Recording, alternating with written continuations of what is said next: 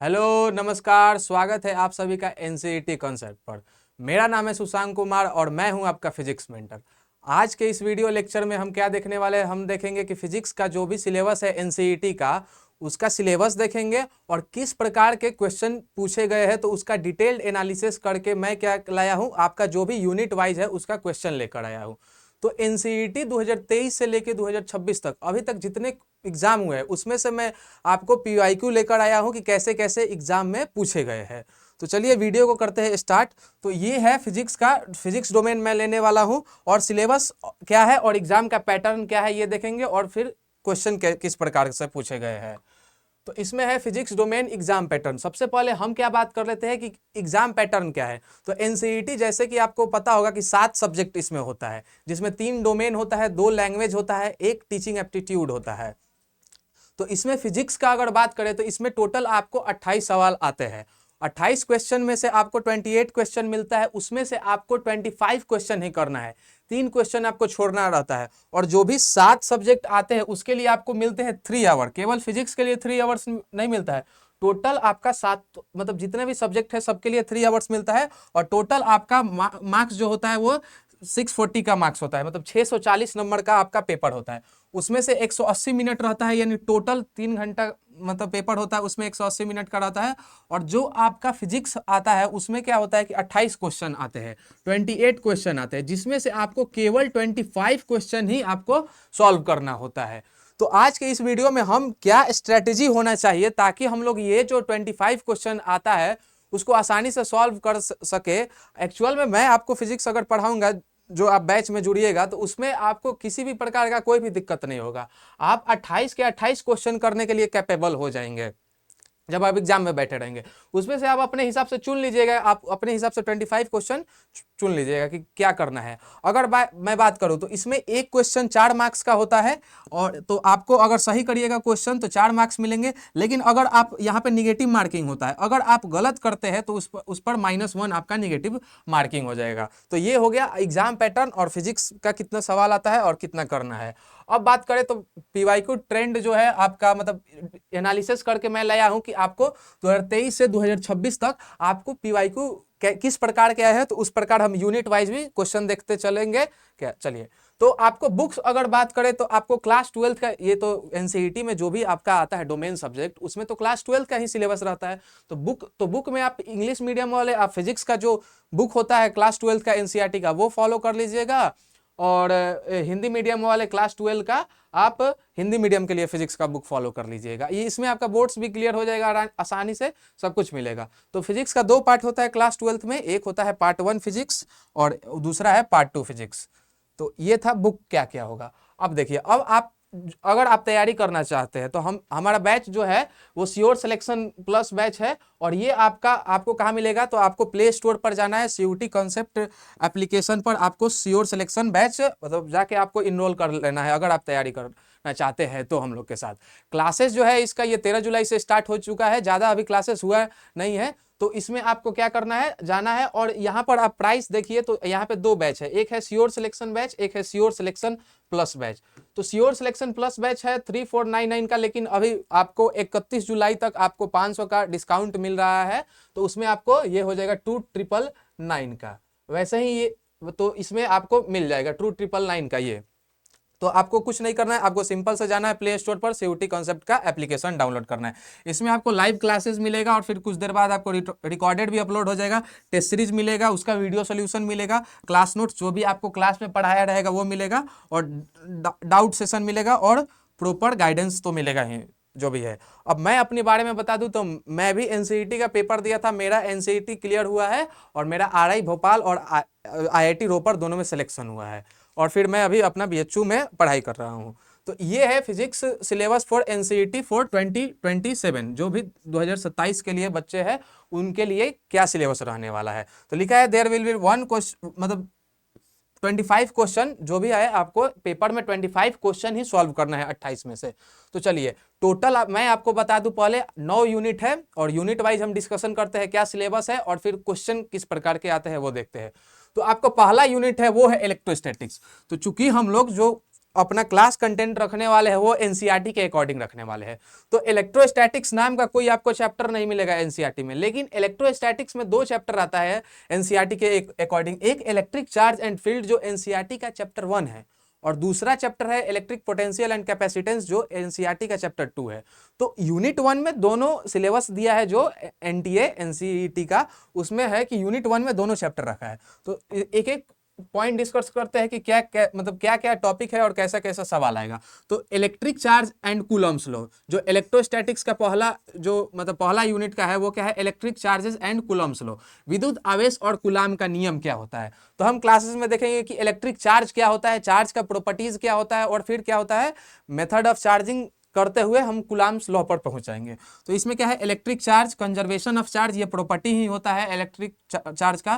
Coulombs law of force of interaction between 2 point charges, force between multiple charges, superposition principle and continuous charge distribution electric, और last जो है इसका electric dipole. कहने का मतलब है कि इसमें आपको इलेक्ट्रिक चार्ज के बारे में पूरा पढ़ना है, और फिर उसका क्या क्या प्रॉपर्टीज है वो पढ़ना है, और फिर दो जो भी चार्ज है, दो चार्ज के बीच में फोर्स इंटरेक्ट मतलब फोर्स ऑफ इंटरेक्शन होता है, वो अट्रैक्टिव भी हो सकता है, रिपल्सिव भी हो सकता है। तो ये कौन बताया था, कूलम लॉ में हम पढ़ेंगे कि क्या मतलब फोर्स बिटवीन दो चार्ज कैसे निकाला जाता है, या मल्टीपल ऑफ चार्जेस भी कैसे निकाला जाता है। और वही मल्टीपल ऑफ चार्जेस आ जाता है तो यहाँ पर एक प्रिंसिपल आता है, उसको बोलते हैं सुपरपोजिशन प्रिंसिपल। इसके साथ ही हम ऐसे लास्ट करते करते हम कहाँ पहुंच जाएंगे, इलेक्ट्रिक डाइपोल तक। तो विद्युत आवेश, आवेश का संरक्षण, कूलाम का नियम, दो बिंदुओं आवेशों के बीच बल, अनेक आवेशों के बीच बल, और उसी को क्या बोलते हैं, अद्यौपरण कई सिद्धांत बोलते हैं, और सतत आवेश वितरण, विद्युत द्विध्रुव पढ़ेंगे यानी इलेक्ट्रिक डाइपोल। अब जो नेक्स्ट पॉइंट है वो क्या है, इसी में इलेक्ट्रोस्टैटिक्स में ही ये पहला चैप्टर का ही है अभी, जो इलेक्ट्रिक चार्ज एंड फील्ड का ही है, इलेक्ट्रिक फील्ड एंड फ्लक्स। अब इसमें हम क्या आ जाएंगे कि विद्युत क्षेत्र और फ्लक्स क्या होता है। अब आ गए हम दूसरे पार्ट पर, मतलब इलेक्ट्रिक फील्ड और फ्लक्स पर। इसमें हम देखेंगे इलेक्ट्रिक फील्ड क्या होता है, electric field line, electric field line due two point charge क्या होता है, इलेक्ट्रिक फील्ड लाइन का क्या क्या प्रॉपर्टीज होता है, और फिर क्या electric field due to a dipole. जो हम इलेक्ट्रिक डाइपोल पढ़ेंगे उसका मतलब उसके इलेक्ट्रिक फील्ड, उसका डाइपोल में कैसे इलेक्ट्रिक फील्ड बनता है। टॉर्क ऑन डाइपोल, जब भी डाइपोल किसी भी हम देखेंगे कि यूनिफॉर्म इलेक्ट्रिक फील्ड में है, नॉन यूनिफॉर्म इलेक्ट्रिक फील्ड में, तो उस पर क्या टॉर्क लगेगा, उस पर क्या फोर्स लगेगा, वो सब इसमें बात करेंगे। फिर क्या है, इलेक्ट्रिक फ्लक्स का बात करेंगे। फिर statement of Gauss theorem and its application to find field due to infinity long straight wire uniformly charge infinite plane sheet and uniformly charge thin spherical shell field inside and outside. देखिए इसके कहने का मतलब है कि हम जब electric flux के बाद गॉस लॉ पर जैसे ही पढ़ेंगे तो वहां पर एक टॉपिक आता है एप्लीकेशन ऑफ गॉस लॉ।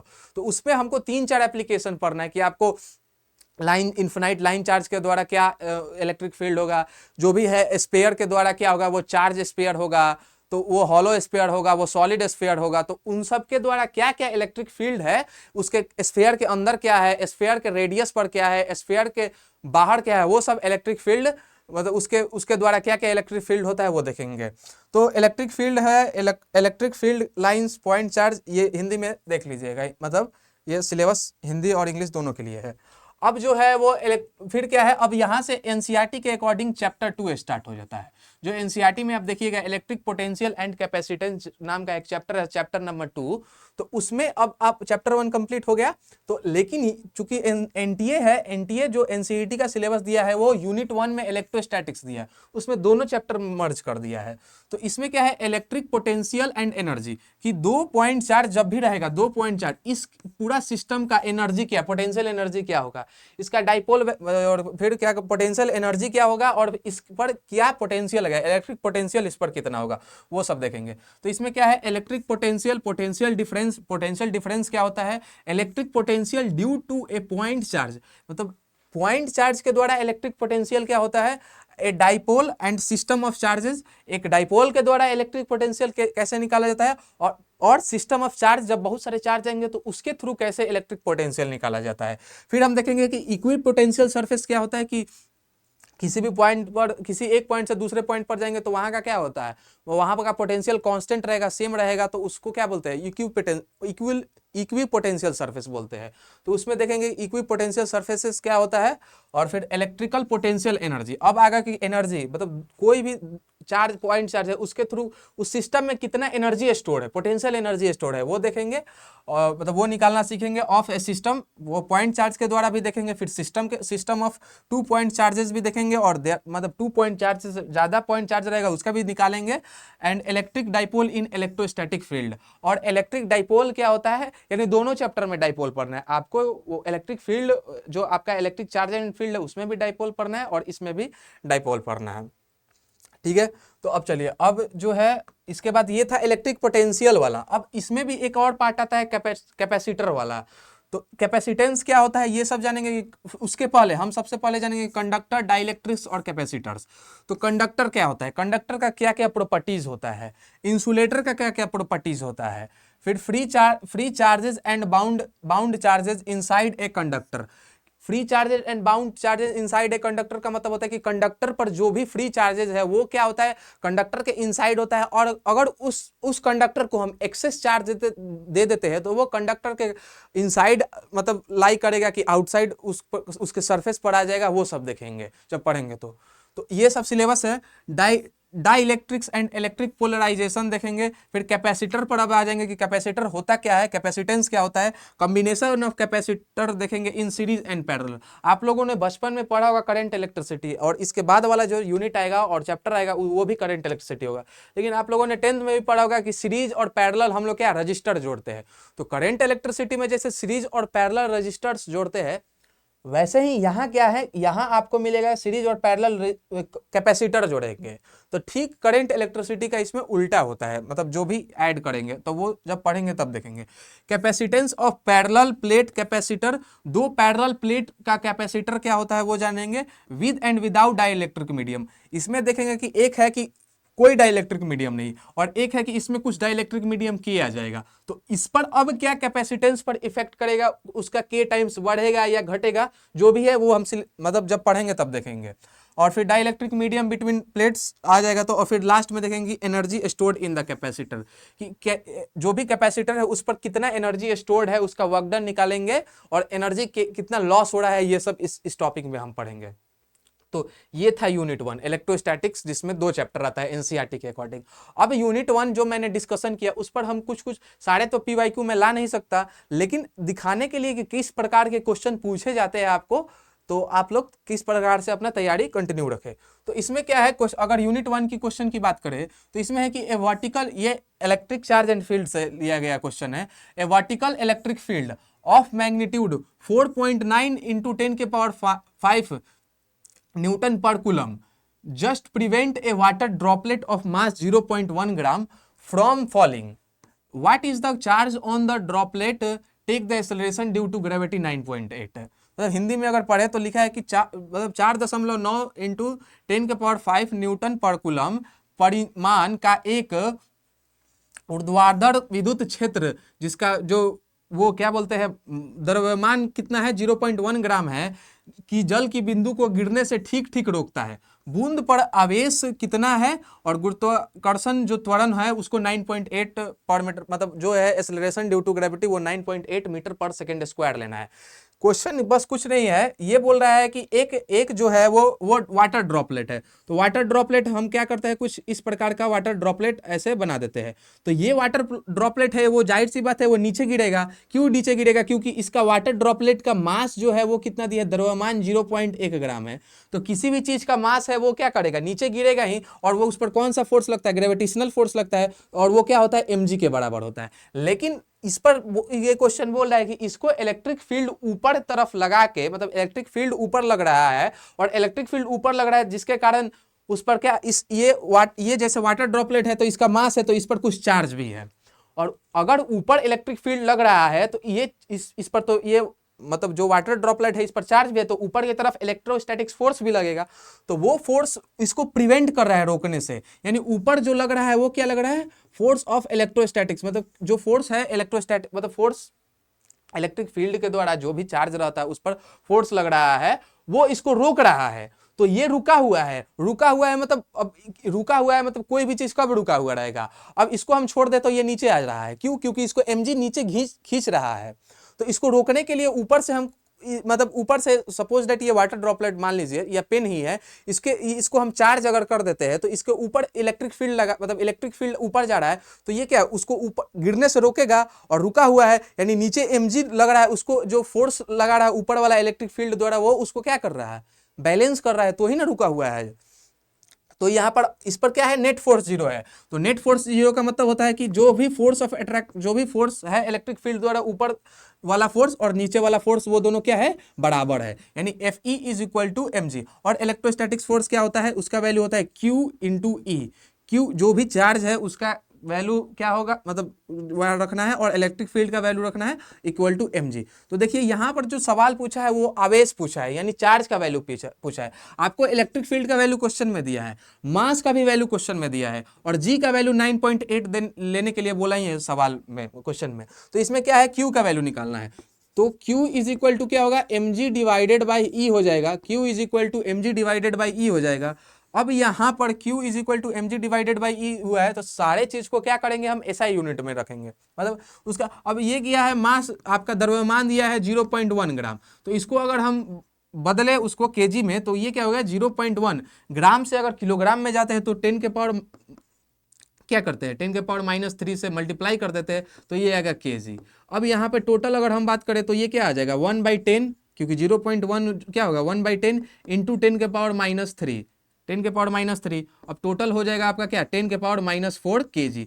तो ये जो वाटर ड्रॉपलेट का मास किलोग्राम में कितना आएगा 10 के पावर -4 केजी आएगा। अब यहाँ पर मास का वैल्यू रखेंगे, कितना हो जाएगा, 10 के पावर -4 इंटू जी का वैल्यू 9.8 लेने के लिए बोला है, तो 9.8 लेंगे। लेकिन सवाल, बहुत सारा सवाल है, आपको जी का वैल्यू गिवन ही नहीं होगा, तो वहां पर आप अपने से मान लीजिएगा 10 मान लीजिएगा। लेकिन क्यों 9.8 लेने के लिए बोला है, क्योंकि कैलकुलेशन आसानी से हो जाएगा। क्यों, क्योंकि इलेक्ट्रिक फील्ड का जो वैल्यू दिया है वो क्या दिया है, 4.9 इंटू 10 के पावर 5 दिया है वैल्यू। तो यहाँ पे लिखेंगे 4.9 सॉरी 4.5 नहीं 4.9 इंटू 10 के पावर कितना 5। तो ये 4.9 से ये 9.82 मतलब कैंसिल हो जाएगा 2 से। तो अब क्या बचा, अब ये 10 का पावर -5 है, ये ऊपर जाएगा तो 10 का पावर 10 का पावर 5 है, तो ये नीचे से ऊपर जाएगा तो 10 का पावर -5 हो जाएगा। तो यहाँ पे 2 इंटू 10 के पावर -4 ऑलरेडी है, और 10 का पावर -5 ऊपर जाएगा, तो यहाँ पे लिख देते 10 का पावर -4 इंटू 10 का पावर, नीचे से ऊपर जाएगा तो माइनस में हो जाएगा। अब दोनों को ऐड करेंगे, क्योंकि बेस सेम है तो ऊपर वाला ऐड हो जाता है, पावर ऐड हो जाता है। तो 2 इंटू -4 और -5 ऐड करेंगे तो 10 के पावर -9 आएगा। तो ये क्या आया, 10 का पावर 2 इंटू 10 का पावर -9 कूलम, ये क्या आया, चार्ज आया। और यही चार्ज पूछा था, तो अब इतना अगर चार्ज उतना आया है 2 इंटू 10 के पावर -9 कूलम, यानी इस वाटर ड्रॉपलेट पर चार्ज कितना है, 2 इंटू 10 का पावर -9 कूलम। तो इसका ऑप्शन क्या हो जाएगा, ऑप्शन नंबर 1 है, ये आंसर हो जाएगा। तो ये था पहला क्वेश्चन यूनिट 1 का। दूसरा क्वेश्चन आप लोगों ने, मैंने बताया कि इसमें गॉस लॉ आपको जब पढ़ाया जाएगा तो उसमें बहुत सारा एप्लीकेशन पढ़ाया जाएगा। उसी एप्लीकेशन पर बेस्ड आपके जो एनसीईटी का जो पीवाईक्यू है उसमें बहुत सारा आपको क्वेश्चन देखिएगा कि ग्राफिकल मेथड, मतलब ग्राफ वाला बहुत सारा सवाल पूछे रहेंगे। तो इसमें करना क्या है कि ग्राफ वाले सवाल में कुछ नहीं करना है आपको, बस जब पढ़ाया जाएगा तो ध्यान से सुनना है, और सवाल बहुत ईजी होते हैं, ग्राफ से डरना नहीं है। इसमें देखिए सवाल पढ़ते हैं क्या कर रहा है, इसमें कर रहा है the electric field due to uniformly charge spherical shell of radius R as a function of the distance from its centre is represented graphically by, यानी आर त्रिज्या वाले समान रूप से आवेशित गोलाकार खोल यानी स्पेरिकल सेल द्वारा उसके केंद्र से दूरी के फलन के रूप में विद्युत क्षेत्र का सही ग्राफ कौन सा होगा। तो आपको जब पढ़ाया जाएगा तो बताया जाएगा, उसमें क्या होता है कि जैसे ये सपोज दैट मान लीजिए कि यहाँ पर क्या है, एक स्पेरिकल सेल है, और ये क्या है, वो यूनिफॉर्मली चार्ज स्पेरिकल सेल है, यानी यूनिफॉर्मली चार्ज स्पेरिकल सेल यानी चार्ज है। तो इसमें बताया जाता है कि अगर यूनिफॉर्मली चार्ज स्पेरिकल सेल है और रेडियस इसका आर है तो उस पर कैसे होगा। तो उसमें होता है ये क्या है कि अगर यूनिफॉर्मली चार्ज स्पेरिकल सेल है तो इसके इनसाइड जो होता है वो इलेक्ट्रिक फील्ड 0 होता है, और इसका रेडियस अगर आर है तो इस पॉइंट पर इलेक्ट्रिक फील्ड होता है E is equal to KQ upon R capital, क्योंकि रेडियस आर है तो के क्यू अपन आर स्क्वायर हो जाएगा। और जैसे अगर इस पॉइंट पर अगर ये जो चार्ज स्फीयर है, यूनिफॉर्मली चार्ज स्फीयर, इसके बाहर अगर कुछ आर डिस्टेंस, लेट सपोज ये आर डिस्टेंस है, तो यहां पर क्या होगा इलेक्ट्रिक फील्ड, तो यहां पर E is equal to K Q upon small R square, जो डिस्टेंस है ये सेंटर से वो हो जाएगा। कहने का मतलब ये है कि इलेक्ट्रिक फील्ड इनसाइड उसका जीरो होता है। तो एक बात बताइए, इलेक्ट्रिक फील्ड इसमें क्या है, जीरो से आर तक तो इलेक्ट्रिक फील्ड दिया है, कुछ वैल्यू दिया है, तो ये तो क्योंकि ई वर्सेस आर का ग्राफ बना रहे हैं तो ये तो होगा ही नहीं, क्योंकि यहाँ पर इलेक्ट्रिक फील्ड जीरो होता है, यहाँ ये भी नहीं होगा। क्यों? क्योंकि यहाँ पर इलेक्ट्रिक फील्ड ये बता रहा है कि जीरो से आर तक इलेक्ट्रिक फील्ड बढ़ता है, तो ये भी नहीं होगा। यहाँ ये भी नहीं होगा, क्यों? क्योंकि यहाँ पे जीरो से आर तक इलेक्ट्रिक फील्ड यहाँ पर बढ़ा रहा है, क्योंकि इलेक्ट्रिक फील्ड जीरो होता है यहाँ। तो तीसरा नंबर ऑप्शन में देखिए, जीरो से आर तक कुछ मतलब कोई ग्राफ नहीं बनाया गया है, यानी इसका इलेक्ट्रिक फील्ड क्या है, जीरो है। और ये कैपिटल आर मतलब उसके सरफेस पर क्या है, ई इज इक्वल टू क्या है, के क्यू अपॉन आर स्क्वायर है। और जैसे जैसे हम डिस्टेंस बढ़ रहा है वैसे वैसे, क्योंकि के तो कांस्टेंट होगा, क्यू भी, उस पर चार्ज भी कांस्टेंट होगा, तो E is inversely proportional to R square हो जा रहा है। यानी जैसे जैसे रेडियस बढ़ रहा है वैसे वैसे इलेक्ट्रिक फील्ड क्या हो रहा है, घट रहा है। तो देखिए जैसे जैसे रेडियस बढ़ रहा है वैसे वैसे इलेक्ट्रिक फील्ड घट रहा है। तो ये इसका ऑप्शन नंबर 3 हो जाएगा। तो ये था यूनिट 1 के कुछ सवाल जो आपके एग्जाम में आए हैं। अब देखिए, अब बात करते हैं यूनिट 2। तो यूनिट 2 बहुत मजेदार यूनिट है, इससे सवाल देखिए, अगर बात करें 9 यूनिट है, उसमें सारे चैप्टर से तो सवाल आते ही है, लेकिन उसमें से भी सबसे जो ज्यादा सवाल आता है वो यूनिट 2 से ही आता है, जो है करंट इलेक्ट्रिसिटी। और ये आप कहीं ना कहीं बचपन में भी पढ़ते हैं, मतलब छोटी क्लास में 10th क्लास हो गया या 8th क्लास हो गया, वहीं से आप पढ़ते हुए आते हैं। लेकिन 12th में और थोड़ा डेप्थ में पढ़ाया जाता है, और इसमें इंटीग्रेशन, डिफरेंशिएशन, ये सब का भी यूज होने लगता है, इसीलिए मैं बेसिक मैथमेटिक्स भी पढ़ाया। इसमें क्या है कि करंट इलेक्ट्रिसिटी है, ये कोर कॉन्सेप्ट क्या है, मतलब ये सिलेबस है करंट इलेक्ट्रिसिटी का, यूनिट 2 का।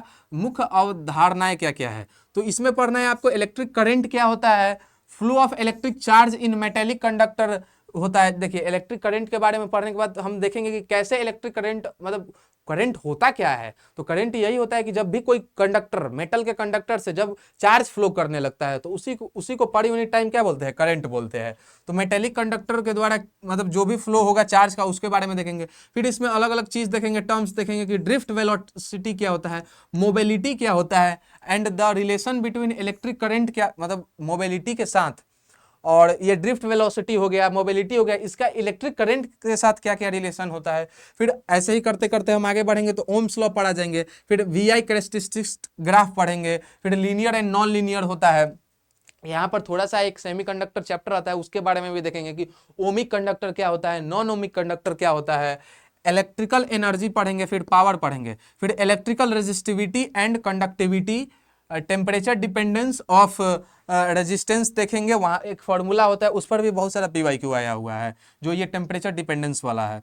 इंटरनल रेजिस्टेंस ऑफ सेल क्या होता है, फिर पोटेंशियल डिफरेंस और and EMF of the cell, और combination of cell in series और पैरेलल। जैसे रजिस्टर को हम जोड़ेंगे सीरीज और पैरेलल में, जैसे कैपेसिटर को जोड़ेंगे, आगे चल के जब ईएमआई में इंडक्शन को क्या नाम है, इंडक्टर को जोड़ेंगे सीरीज और पैरेलल में।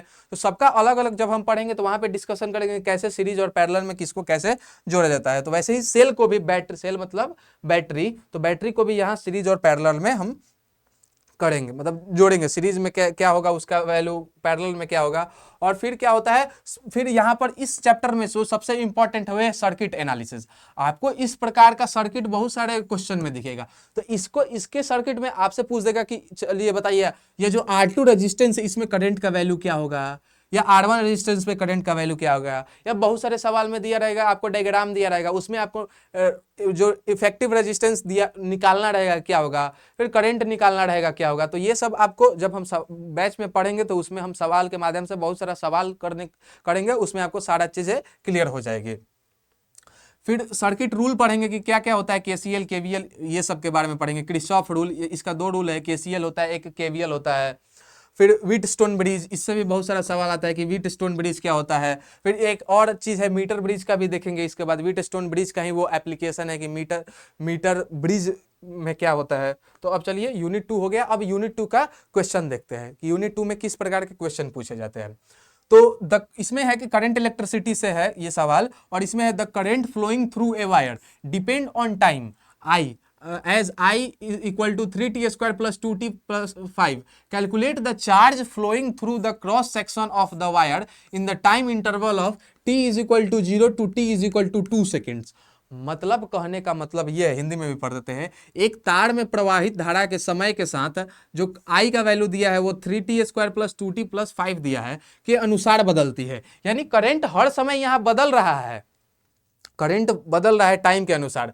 तो ये जो टाइम के अनुसार बदल रहा है उसमें t इज इक्वल टू 0 से t is equal to 2 second तक करंट का वैल्यू चेंज, मतलब पूछ रहा है कि t इज इक्वल टू 0 से हर टाइम पर तो करंट का वैल्यू चेंज हो रहा है, टाइम का जैसे जैसे टाइम बदलेंगे वैसे वैसे करंट का वैल्यू बदलते जाएगा। अगर टाइम कुछ और रखेंगे यहाँ पे t का वैल्यू तो कुछ और करंट आएगा, और फिर कुछ और रखेंगे तो वहाँ कुछ और करंट आ जाएगा। तो यहाँ t इज इक्वल टू 0 से t इज इक्वल टू 2 तक आपको 2 सेकेंड के समय अंतराल में तार के अनुप्रस्थ काट में प्रवाहित कुल आवेश की गणना कीजिए। तो आपको जब करंट इलेक्ट्रिसिटी पढ़ाया जाएगा तो वहां बताया जाएगा कि जो भी होता है dq, जो मतलब यहाँ पर करंट क्या है, करंट मतलब करंट यहाँ पर वेरिएबल है, यानी करंट बदल रहा है, और जब भी बदलता है तो वहां डिफरेंशिएशन का यूज होने लगता है, क्योंकि rate of flowing of charge क्या होता है, rate of flowing of charge को ही क्या बोलते हैं, करंट बोलते हैं। और जहां रेट ऑफ फ्लो आ जाएगा फिजिक्स में ना, तो वहां पर क्या डिफरेंशिएशन का यूज होने लगता है। तो यहां पर आप देखिएगा कि यहां पर जो करंट होता क्या है, तो D I is equal to क्या होता है, डी क्यू बटा डी टी हो जाता है। यानी चार्ज जैसे जैसे बदलेगा टाइम के साथ वैसे वैसे करंट बदलेगा। तो एक्चुअल में करंट इसीलिए बदल रहा है क्योंकि यहाँ पर चार्ज बदल रहा है। तो यहाँ पर करंट चार्ज का वैल्यू आपको निकालना है। तो D Q is equal to क्या हो जाएगा, इसको क्या करेंगे, D I upon D T कर देंगे, या आई का वैल्यू निकालेंगे तो यहाँ पर आई का value I is equal to क्या होता है, D Q upon D T हो जाएगा, तो यहाँ पर आई डी टी हो जाएगा। अब याद रखिएगा कि अगर आपको चार्ज दिया है और करंट आपसे पूछ रहा है, तो चार्ज दिया है करंट पूछ रहा है तो D Q upon D T करिए, तो वहां डिफरेंशिएशन का यूज करेंगे।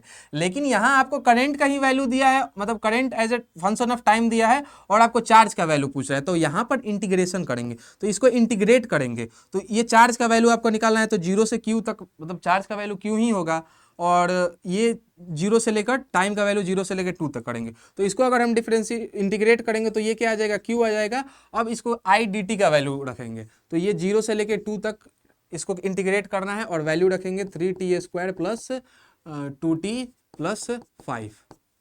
तो इसका q का वैल्यू अगर हम बात करें तो इसको इंटीग्रेशन करने पर क्या हो जाएगा, 3t² का इंटीग्रेशन क्या हो जाएगा, 3t³ अपॉन 3, और फिर 2t का क्या हो जाएगा, 2t² अपॉन 2, और 5 का क्या हो जाएगा इंटीग्रेशन, 5t हो जाएगा।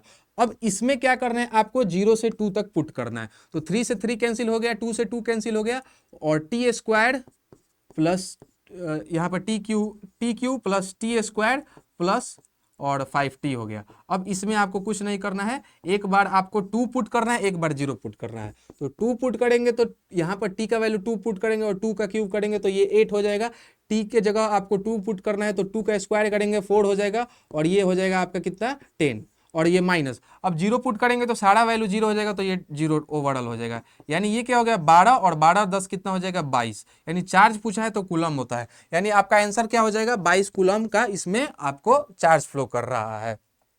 क्लियर है, 22 कूलम का चार्ज फ्लो कर रहा है। अब ये सवाल है, तो आपको क्या मैंने बताया कि ये तो बेसिक सा क्वेश्चन था, लेकिन ये जो क्वेश्चन है ये क्या है, मोबिलिटी पर है। कैसे समझते हैं, ड्रिफ्ट वेलोसिटी और मोबिलिटी का रिलेशन से सवाल है। यहाँ है the drift velocity of electron in a copper wire of length 2 metre under the application of a potential difference of 200 volt is 0.5 metre per second. Their mobility, उसका mobility क्या होगा, यानी 200 वोल्ट विभवांतर लगाने पर 2 मीटर लंबी तारों की तांबे की तार में इलेक्ट्रॉनों का अपवाह वेग 0.5 मीटर पर सेकेंड है, उसकी गतिशीलता यानी मोबिलिटी क्या होगी। तो मोबिलिटी और ड्रिफ्ट वेलोसिटी में क्या रिलेशन होता है, तो मोबिलिटी जो होता है वो drift velocity upon electric field होता है। ड्रिफ्ट वेलोसिटी जो दिया है और उसको आप इलेक्ट्रिक फील्ड से डिवाइड कर दीजिएगा तो मोबिलिटी आ जाएगा। लेकिन यहां पर ड्रिफ्ट वेलोसिटी तो दिया है 0.5 मीटर पर सेकेंड, लेकिन आपको यहां पर इलेक्ट्रिक फील्ड का वैल्यू दिया ही नहीं है। लेकिन कुछ और हिंट दिया है, आप देखिए यहां पर उसका लेंथ दिया है, जो भी वायर है कॉपर वायर है, और उसका पोटेंशियल डिफरेंस दिया है। तो electric field is equal to क्या होता है, V डिवाइडेड बाई L, यही होता है। इलेक्ट्रिक फील्ड जो होता है वो V डिवाइडेड बाई L होता है। तो यहाँ से इस रिलेशन का यूज करते हुए इलेक्ट्रिक फील्ड का वैल्यू आपको निकालना है। तो मोबिलिटी इज इक्वल टू क्या हो जाएगा, इलेक्ट्रिक फील्ड मतलब ड्रिफ्ट वेलोसिटी 0.5 दिया है और इलेक्ट्रिक फील्ड V वैल्यू क्या दिया है, V का वैल्यू 200 और लेंथ कितना दिया है आपका 2 मीटर।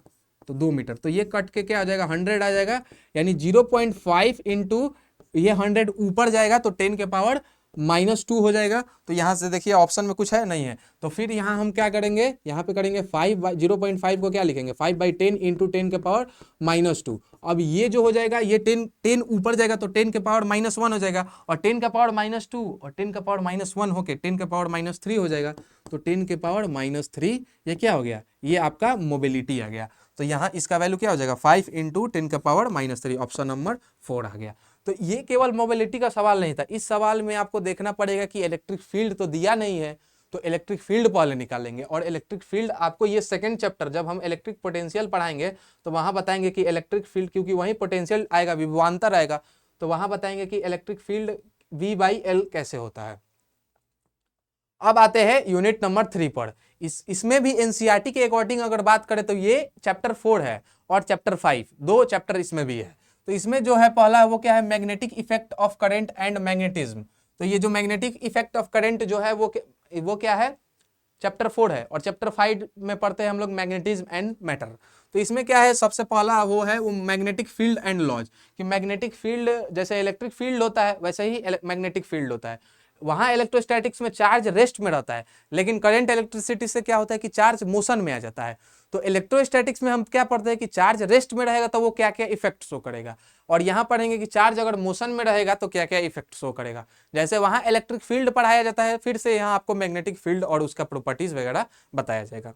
तो इसमें क्या है, कंसेप्ट ऑफ मैग्नेटिक फील्ड क्या होता है, ऑस्टर्ड ने कैसे एक्सपेरिमेंट करके मतलब ये कंसेप्ट दिया था वो देखेंगे। बायोट-सेवर्ट लॉ होता है और उसका एप्लीकेशन देखेंगे कि आपको सेमी सर्कुलर आर्क के द्वारा क्या होगा, आपको एक इन्फानाइट वायर के कारण क्या होगा, आपको सेमी इन्फानाइट वायर के कारण जो भी मैग्नेटिक फील्ड होगा वो क्या होगा। तो ये सब एप्लीकेशन है इसका, तो ये देखेंगे। सर्कुलर लूप के कारण क्या होगा, फिर देखेंगे एम्पियर्स लॉ क्या होता है एंड इट्स एप्लीकेशन भी देखेंगे to infinity long straight wire में। फिर द सोलेनॉइड, ये बहुत इंपॉर्टेंट है, इससे बहुत सवाल भर भर के आता है। सोलेनॉइड हो गया, टोरॉइड हो गया, और force on moving charge in uniform magnetic and electric field, मतलब मैग्नेटिक फील्ड में क्या फोर्स लगेगा, और मतलब जब भी कैसे इलेक्ट्रिक फील्ड के कारण चार्ज पर फोर्स लग रहा था, वैसे ही जब भी चार्ज मूव करेगा तो मैग्नेटिक फील्ड के द्वारा क्या क्या फोर्स लगेगा वो देखेंगे। फिर हिंदी में देखते हैं चुंबकीय क्षेत्र की अवधारणा, ऑस्टर्ड का प्रयोग, बायोट-सेवर्ट नियम और धारावाही वृत्तकार लूप पर इसका अनुप्रयोग। वही बात है, उसका जो भी है बायोट-सेवर्ट लॉ, उसका एप्लीकेशन वगैरह देखेंगे इसमें हम। फिर जो इसमें आता है इसी यूनिट में नेक्स्ट टॉपिक आता है वो फोर्सेस एंड गैल्वेनोमीटर आता है। इसमें देखते हैं गैल्वेनोमीटर में कि हम कैसे हम मीटर में कन्वर्ट करते हैं, कैसे हम और क्या बोलते हैं वोल्ट मीटर में कन्वर्ट करते हैं, ये सब हम देखते हैं।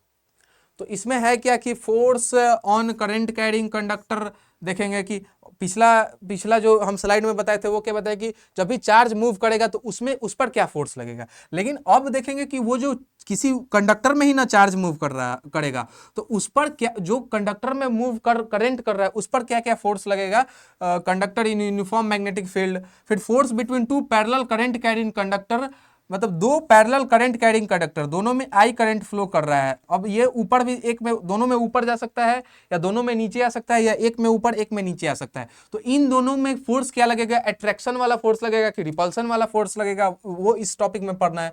फिर डेफिनेशन ऑफ एम्पियर, फिर current loop in magnetic dipole, जैसे आप इलेक्ट्रिक डाइपोल पढ़े थे वैसे ही आप मैग्नेटिक डाइपोल यहाँ पढ़िएगा। जैसे आप इलेक्ट्रिक फील्ड वैसे ही मैग्नेटिक फील्ड। यानी कहने का मतलब ये है कि आपको कोई भी लेक्चर स्किप नहीं करना है, क्योंकि अगर आप सोचिए आप फर्स्ट सेकंड चैप्टर मिस करिए, लेक्चर स्किप करिएगा तो आपको यहाँ डाइपोल वगैरह आएगा, तो फिर यहाँ भी वही सब यूज होगा, तो फिर आपको यहाँ दिक्कत आएगा। तो मैग्नेटिक डाइपोल क्या होता है and it's magnetic dipole movement क्या होता है, फिर torque experienced by current loop in uniform magnetic field, वहां भी हम टॉर्क निकालते थे इलेक्ट्रिक फील्ड में, यहाँ भी टॉर्क निकालना है।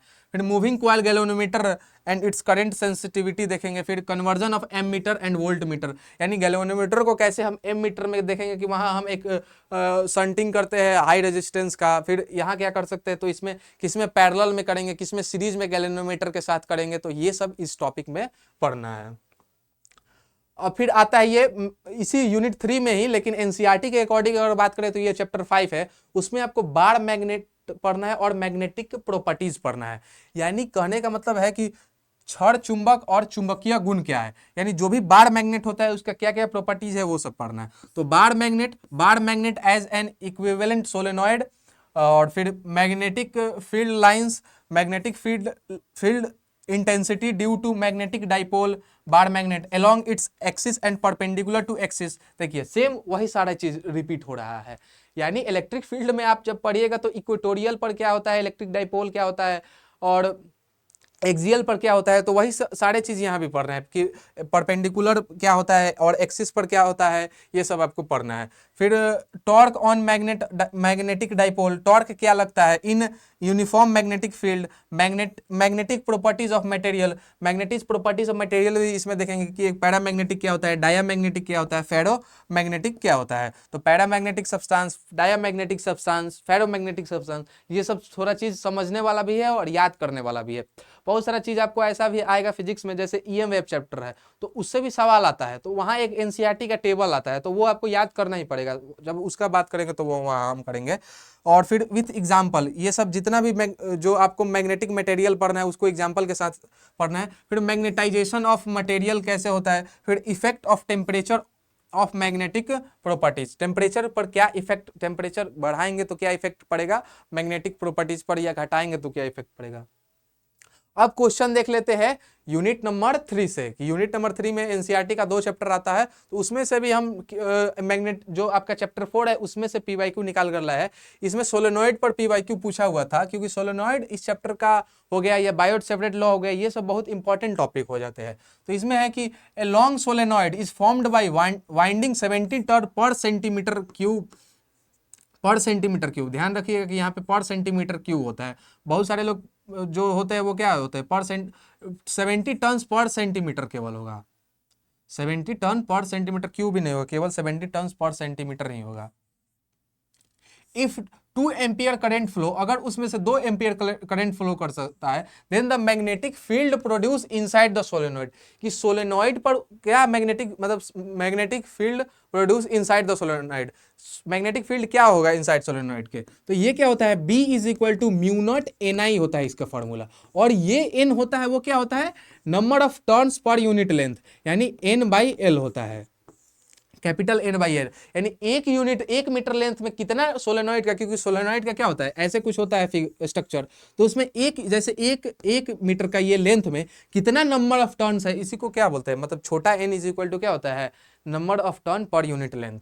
तो यहाँ पर जो होता है वो मीटर में लिया जाता है, लेकिन यहाँ पर दिया है नंबर ऑफ टर्न्स दिया है, मतलब 70 टर्न्स दिया है, लेकिन वो पर सेंटीमीटर में दिया है, तो उसको हम मीटर में चेंज करेंगे। तो यहाँ पर B इज इक्वल टू क्या हो जाएगा, म्यू नॉट का वैल्यू दिया है सवाल में लेने के लिए, बहुत बार देता भी है क्वेश्चन वाला, लेकिन अगर नहीं दिया रहेगा तो म्यू नॉट का वैल्यू होता है 4 पाई इंटू 10 के पावर -7 होता है। तो इसको वैल्यू पुट करेंगे 4 पाई इंटू 10 के पावर -7, और यहाँ पर n का वैल्यू क्या होता है, कैपिटल N/L, यानी number of turn per unit length, यानी मीटर में वो होता है, लेकिन ये सेंटीमीटर में है। तो 1 सेंटीमीटर में इसका कितना है, 70 टर्न है, 70 टर्न है। तो यहाँ पर 1 सेंटीमीटर को मीटर में बदलेंगे तो यहाँ पर तो ऑलरेडी 1 है, लेकिन सेंटीमीटर को मीटर में बदलने के लिए 10 के पावर -2 से हम क्या करेंगे, मल्टीप्लाई करेंगे। तो ये आ गया अब number of turn per unit, मतलब एक यूनिट में कितना, 1 मीटर में कितना टर्न्स है, तो 70 टर्न्स है, तो 10 के पावर -2 मीटर हो गया। अब यहाँ पर I का वैल्यू दिया है 2, I का वैल्यू 2 दिया है, तो 4 इंटू पाई का वैल्यू होता है 22/7, और 10 का पावर -7 हो गया, और ये हो जाएगा 10 का पावर -2, ऊपर जाके क्या हो जाएगा, 10 का पावर +2 हो जाएगा, तो ये हो जाएगा 7, और 2 जीरो आ जाएगा, 100 से मल्टीप्लाई होके एक और 2 जीरो इससे मल्टीप्लाई हो जाएगा, और ये तो 2 तो रहेगा ही। तो ये देखिए, ये इससे कैंसिल कितना बार में हो जाएगा, 1000 बार में, और क्या हो जाएगा 1000 बार। अब इसको हम सेपरेटली अगर लिखे तो 4 इंटू 22 इंटू 2 और 10 का पावर -7 है और ये 1000 है, यानी 10 का पावर -3 है।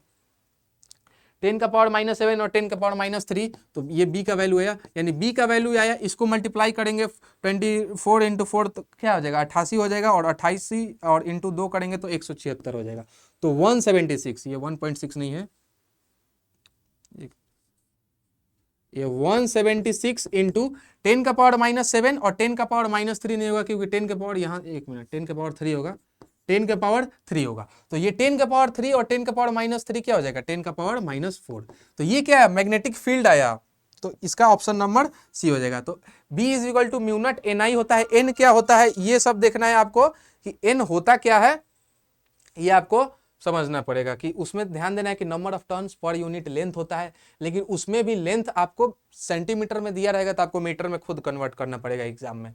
अब एक और है, ये भी सोलेनॉइड के ऊपर ही सवाल है। इसमें है कि a long solenoid carrying a current produces a magnetic field B along its axis if the current is doubled and the number of turns per centimetre is half, then the new value of magnetic field will be equal to.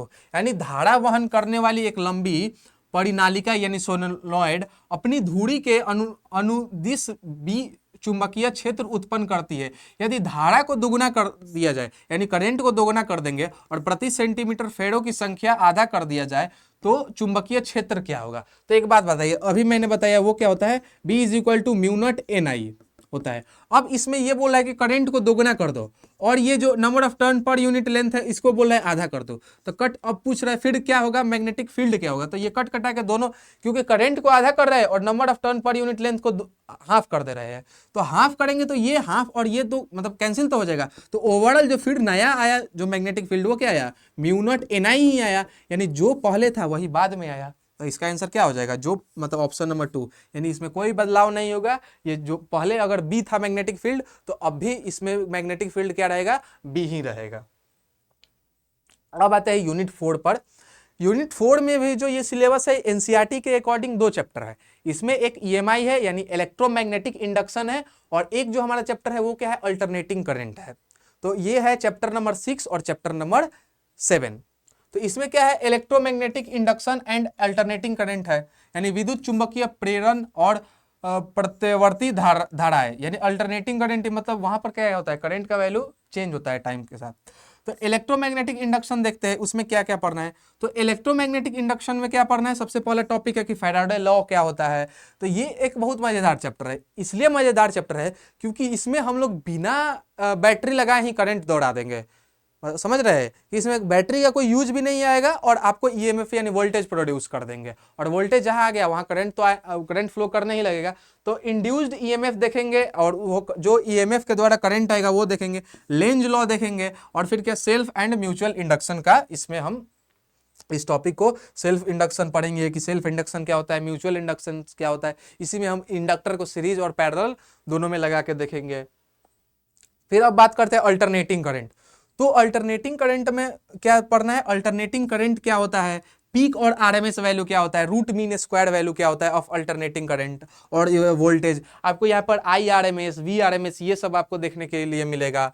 फिर reactance and impedance क्या होता है, यहाँ अलग अलग circuit पढ़ा जाता है, LCR सर्किट, LR सर्किट हो गया, मतलब ये सब क्या होता है यहाँ पढ़ा जाता है। फिर LCR सीरीज हम देखेंगे, फिर फेजर्स का जिक्र करेंगे। ये 11th का टॉप फेजर्स SHM वगैरह में पढ़ाया जाता है। 11th में आपने SHM पढ़ा हुआ तो ठीक है, नहीं तो वो वाला चीज मैं यहाँ फेजर्स के लिए बताऊंगा।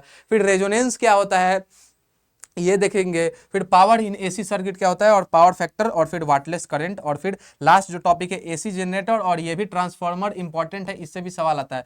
2 तरीके का ट्रांसफार्मर है, एक स्टेप अप ट्रांसफार्मर होता है, एक स्टेप डाउन ट्रांसफार्मर होता है।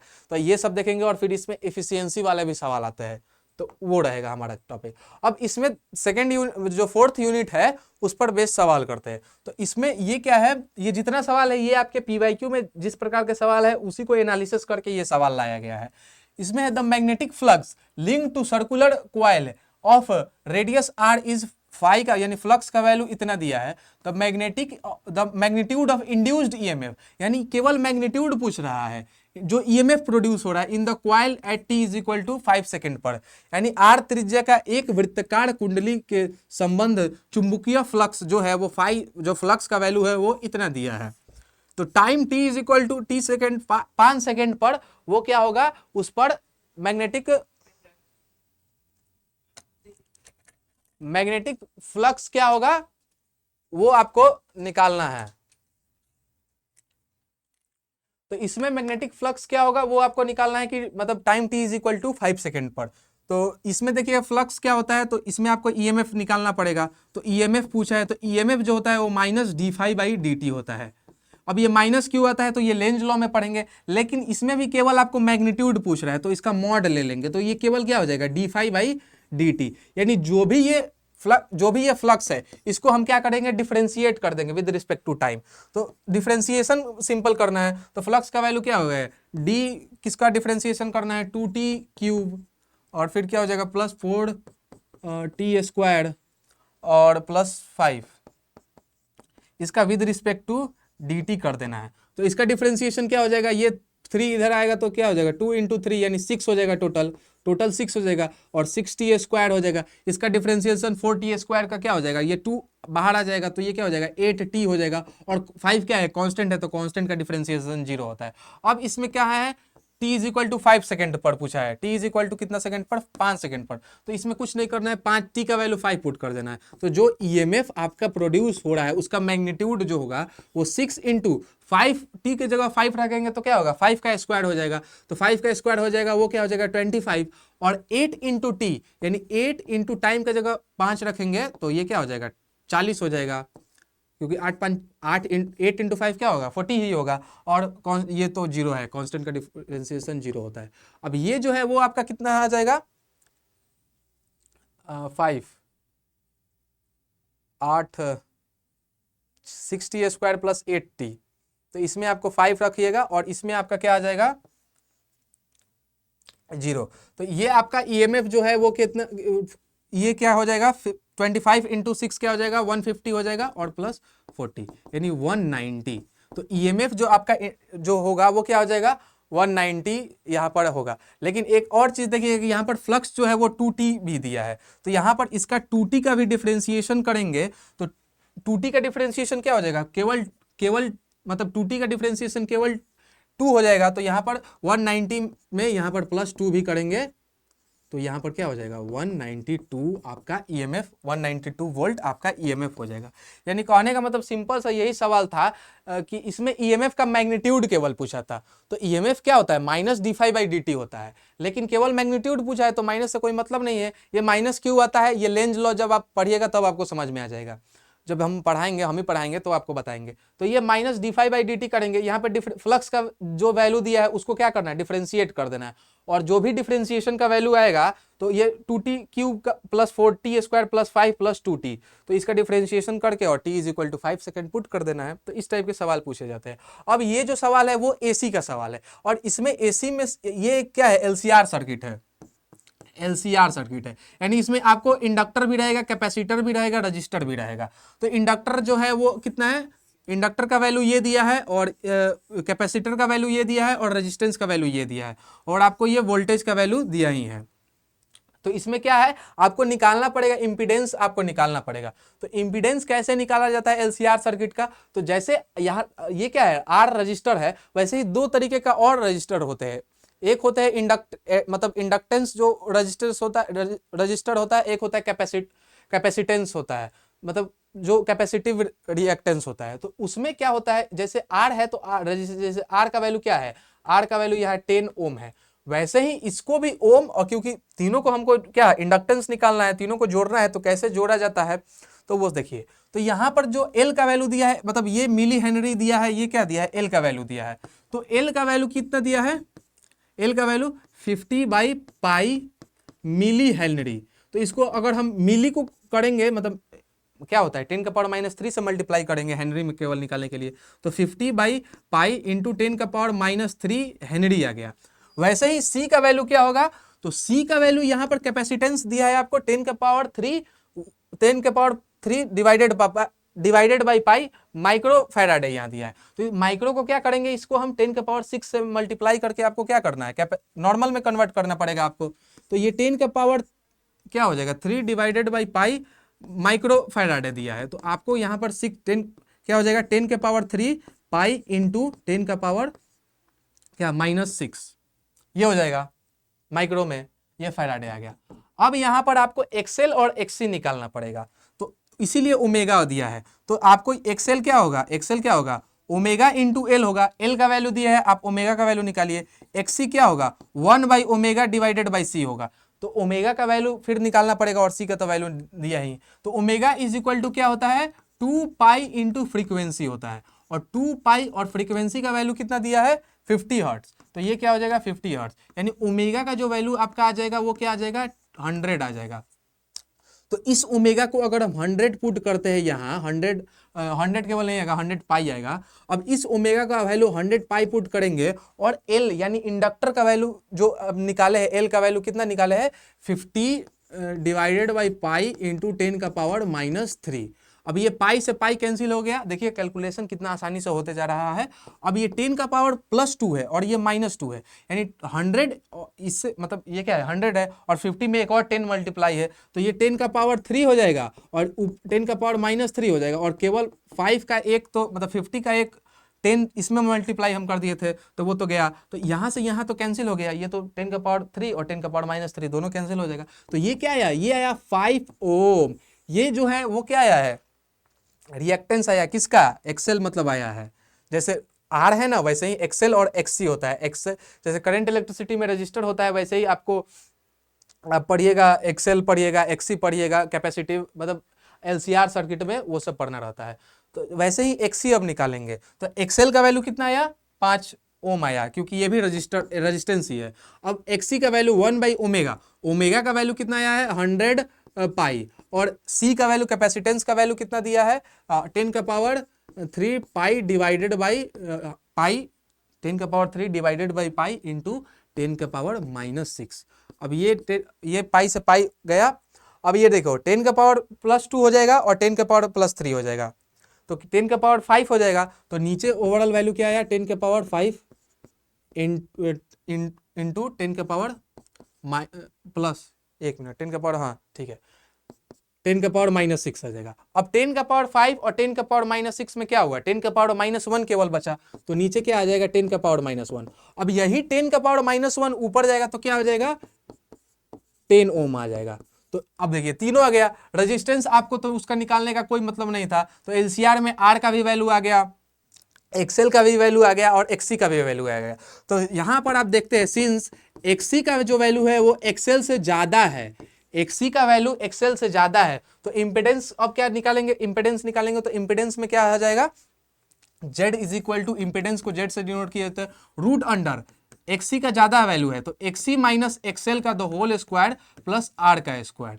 तो Z is equal to XC का वैल्यू कितना है 10 है और एक्सेल का वैल्यू 5 है स्क्वायर प्लस आर। रेजिस्टेंस का वैल्यू कितना है, रेजिस्टेंस का वैल्यू 10 है तो इसमें 10 का स्क्वायर। अब ये है 5 का स्क्वायर करेंगे तो 25 आ जाएगा और 10 का स्क्वायर करेंगे तो कितना आ जाएगा 100 आ जाएगा, यानी 125। अब इसको रूट से कैसे निकालेंगे, तो रूट से निकालेंगे 125 को क्या लिखेंगे हम लोग, इसको रूट अंडर 25 इंटू 5 लिख सकते हैं ना, क्योंकि 25 इंटू 5 क्या होता है 125 होता है, तो 25 इंटू 5 तो 125 होता है ना जी। तो यहां पर क्या हो जाएगा 25 का रूट लेंगे तो 5 बाहर आ जाएगा और 5√5, तो ये क्या आ गया इंपीडेंस आ गया। तो इसका आंसर क्या हो जाएगा 5√5, कहाँ गया ये 5√5 ओम, ये इंपीडेंस आ गया। तो ये था एसी का सवाल और ये आपका PYQ है। सोचिए इसमें आपको 3-4 तरीके से 3-4 कंसेप्ट अपनाना पड़ेगा। एक तो पहले LCR सर्किट है ये समझना पड़ेगा, फिर आपको वहाँ एक्सेल का वैल्यू निकालना पड़ेगा, एक्सी का वैल्यू निकालना पड़ेगा, उसमें भी आपको ओमेगा का वैल्यू निकालना पड़ेगा, फिर सबको जोड़े देखेंगे कि कई सारे सवाल में आपको एक्सेल ज्यादा आ जाएगा तो ये एक्सी माइनस एक्सेल की जगह वहाँ एक्सेल माइनस एक्सी, वो देखेंगे कि क्या करंट लीड करता है, वोल्टेज लीड करता है, ये सब चीजें वहां हम देखेंगे जब एसी चैप्टर पढ़ेंगे। तो अब बात आते हैं यूनिट 5, यानी जो आपका फिजिक्स का पार्ट 1 क्लास 12 का है उसका लास्ट चैप्टर, और ये है चैप्टर नंबर 8 एनसीईआरटी के अकॉर्डिंग अगर हम बात करें तो इसमें इलेक्ट्रोमैग्नेटिक वेव के बारे में पढ़ना है। और इसमें एक है डिस्प्लेसमेंट करंट, कि डिस्प्लेसमेंट करंट क्या होता है, इसमें फिर आपको कैपेसिटर का कुछ बात आएगा, कॉन्सेप्ट ऑफ डिस्प्लेसमेंट करंट देखेंगे। फिर आप देखेंगे कि ईएम वेव। अब ये जो छोटा सा चैप्टर है, सही बताए तो ये बहुत छोटा चैप्टर है, और इसमें चैप्टर न्यूमेरिकल से, अब एक आता है E is equal to BC, एक फॉर्मूला आता है, और इसमें आपका क्रॉस प्रोडक्ट का यूज होगा, डायरेक्शन पूछेगा, आपका मैग्नीट्यूड पूछेगा, तो ये वाले फॉर्मूला पर बहुत सारे न्यूमेरिकल आपको देखने को मिलेंगे। ईएम वेव में क्या पढ़ेंगे, इलेक्ट्रोमैग्नेटिक वेव देखेंगे, देयर कैरेक्टरिस्टिक देखेंगे, एंड देयर ट्रांसवर्स नेचर देखेंगे, उसका ट्रांसवर्स नेचर क्या क्या होता है वो देखेंगे। अब ईएम स्पेक्ट्रम, नेक्स्ट जो इसमें टॉपिक है वो ईएम स्पेक्ट्रम है। इसमें क्या है, इलेक्ट्रोमैग्नेटिक स्पेक्ट्रम देखेंगे। तो जो इलेक्ट्रोमैग्नेटिक स्पेक्ट्रम होता है वो क्या क्या होता है, उसमें कौन कौन सा वेव आता है, उसमें रेडियो वेव आता है, उसमें माइक्रोवेव आता है, उसमें इंफ्रा आता है, उसमें विजिबल आता है, उसमें ultraviolet, X ray and gamma ray, ये सारे रे आते हैं। तो ये एनसीईआरटी आप जो बुक दिखाया था आपको, वो एनसीईआरटी का क्लास 12 का बुक, उसमें आपको एक एनसीईआरटी में आपको टेबल बनाया रहेगा। तो वो टेबल तो मैं याद कराऊंगा ही, लेकिन उसका कोई उपाय ही नहीं, उसको याद ही करना रहेगा। उसमें बहुत सारा आप उसका प्रॉपर्टीज क्या क्या होता है, वो कैसे प्रोड्यूस होता है, वो सारा चीज एनसीईआरटी में लाइन बाय लाइन दिया रहेगा। तो वो मैं यहाँ कराऊंगा आपको जब बैच में इसका क्लास चलेगा। फिर including elementary fact about their uses, उसका क्या क्या यूजेस है वो सारे चीज इस पर डिस्कशन करेंगे। अब जो है वो इस पर सवाल कैसे आता है, यानी इस पर सवाल मतलब यूनिट नंबर 5 में है, इसमें सवाल मेनली वही टेबल से आपको घुमा फिरा के उसी टेबल से सवाल बार बार पूछे जाएंगे। और E is equal to BC पर सवाल एक पूछा जाता है। तो इसमें जो है, इसमें है कि मैच द लिस्ट 1 लिस्ट 2, इसमें है कि इलेक्ट्रोमैग्नेटिक वेव दिया है, और इसमें है कि उसका प्रोडक्शन कैसे होता है, उस जो इलेक्ट्रोमैग्नेटिक वेव है उसका प्रोडक्शन कैसे होता है। तो इसमें पहला इलेक्ट्रोमैग्नेटिक वेव है वो माइक्रोवेव है, दूसरा दिया है विजिबल लाइट, तीसरा है गामा रेज, चौथा है इंफ्रारेड। तो जो माइक्रो वेव का प्रोडक्शन होता है वो होता है क्लिस्ट्रॉन वाल्व और मैग्नेट्रॉन वैल्यू से। तो इसका क्या हो जाएगा, तो ए का क्या हो जाएगा, 4 हो जाएगा। फिर विजिबल लाइट है गामा रेज, तो गामा रेज का जो होता है प्रोडक्शन वो कैसे होता है, तो वो radio active DK of nucleus. जब ये न्यूक्लियाई वाला चैप्टर पढ़ाएंगे तो वहां, जब मॉडर्न फिजिक्स पढ़ाएंगे तो वहां और क्लियर हो जाएगा आपको ये।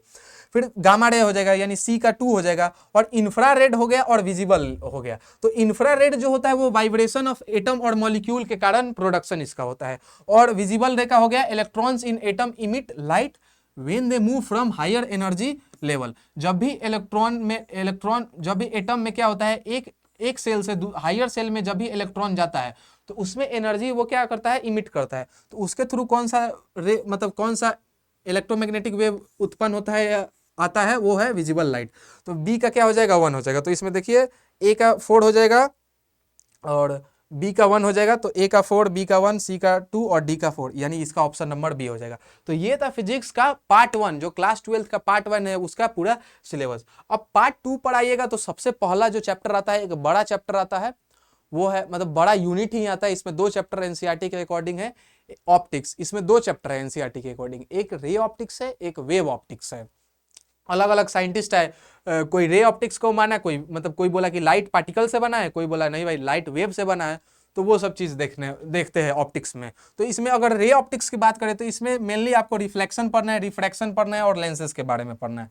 तो रिफ्लेक्शन में क्या है कि रिफ्लेक्शन ऑफ लाइट देखना है। इसमें आपको 2 लॉ बचपन में भी आप पढ़ते आ रहे हैं कि 2 लॉ होता है रिफ्लेक्शन का। फिर स्पेरिकल मिरर आपको देखना है, फिर मिरर फार्मूला देखना है, फिर रिफ्रैक्शन ऑफ, रिफ्लेक्शन के बाद से रिफ्रैक्शन पर आ गए तो रिफ्रैक्शन ऑफ लाइट देखेंगे। तो इसमें रिफ्रैक्टिव इंडेक्स इस सब का बात करेंगे। फिर टोटल इंटरनल रिफ्लेक्शन की TIR कैसे होता है, क्रिटिकल एंगल क्या होता है, ये सब देखेंगे। और ऑप्टिकल फाइबर्स देखेंगे। फिर refraction at spherical surface, spherical surface पर कैसे रिफ्रैक्शन प्रोड्यूस मतलब होता है। फिर इसमें क्या होता है, फिर इसमें हम लेंसेज का बात करने लगेंगे। फिर लेंसेज में भी आता है, थिन लेंस में कैसे होता है वो देखेंगे। थिन लेंस का क्या क्या फार्मूला होता है, मतलब लेंसेज और लेंस, जैसे मिरर फार्मूला वहाँ पढ़े थे वैसे ही यहाँ पढ़ना है आपको, लेंस फार्मूला आप देखिएगा। फिर लेंस मेकर फार्मूला भी आता है, तो इससे भी लेंस मेकर फार्मूला से भी बहुत सारे आपको सवाल देखने को मिलेंगे।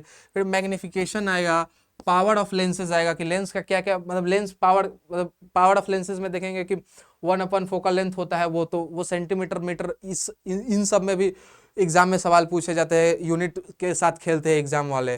फिर combination of thin lenses in connect, फिर refraction and dispersion of light through prism. Prism, ये प्रिज्म है, ये भी बहुत इंपॉर्टेंट है, इससे भी पीवाईक्यू, अभी एक पीवाईक्यू लाया हूँ प्रिज्म से ही, इस यूनिट का पीवाईक्यू में।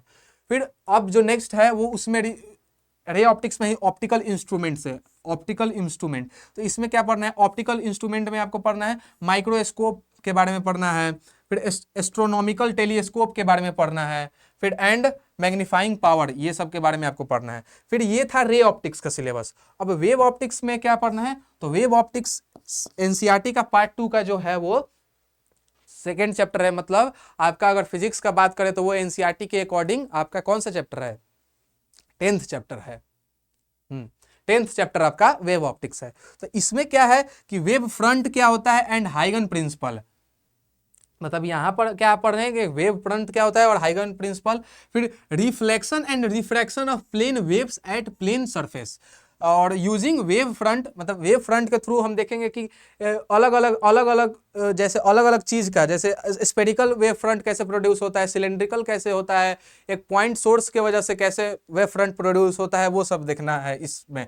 फिर हम देखेंगे proof of laws of reflection and refraction using हाइगन principal, हाइगन principal के द्वारा प्रूफ देखेंगे कि रिफ्लेक्शन और रिफ्रैक्शन का दोनों, मतलब प्रूफ करेंगे लॉ को यूजिंग हाइगन प्रिंसिपल। ये रे ऑप्टिक्स वाला नहीं यूज करना है, इसमें हाइगन प्रिंसिपल वेव ऑप्टिक्स वाला यूज करना है। अब है जो इसी में वेव ऑप्टिक्स का दूसरा टॉपिक, वो क्या है, इंटरफेरेंस एंड डिफ्रैक्शन। इंटरफेरेंस और डिफ्रैक्शन मतलब व्यतिकरण और विवर्तन। तो इसमें क्या है कि इसमें कोहेरेंट सोर्सेस क्या होता है एंड इंटरफेरेंस का देखेंगे कि लाइट कैसे इंटरफेयर करेगा।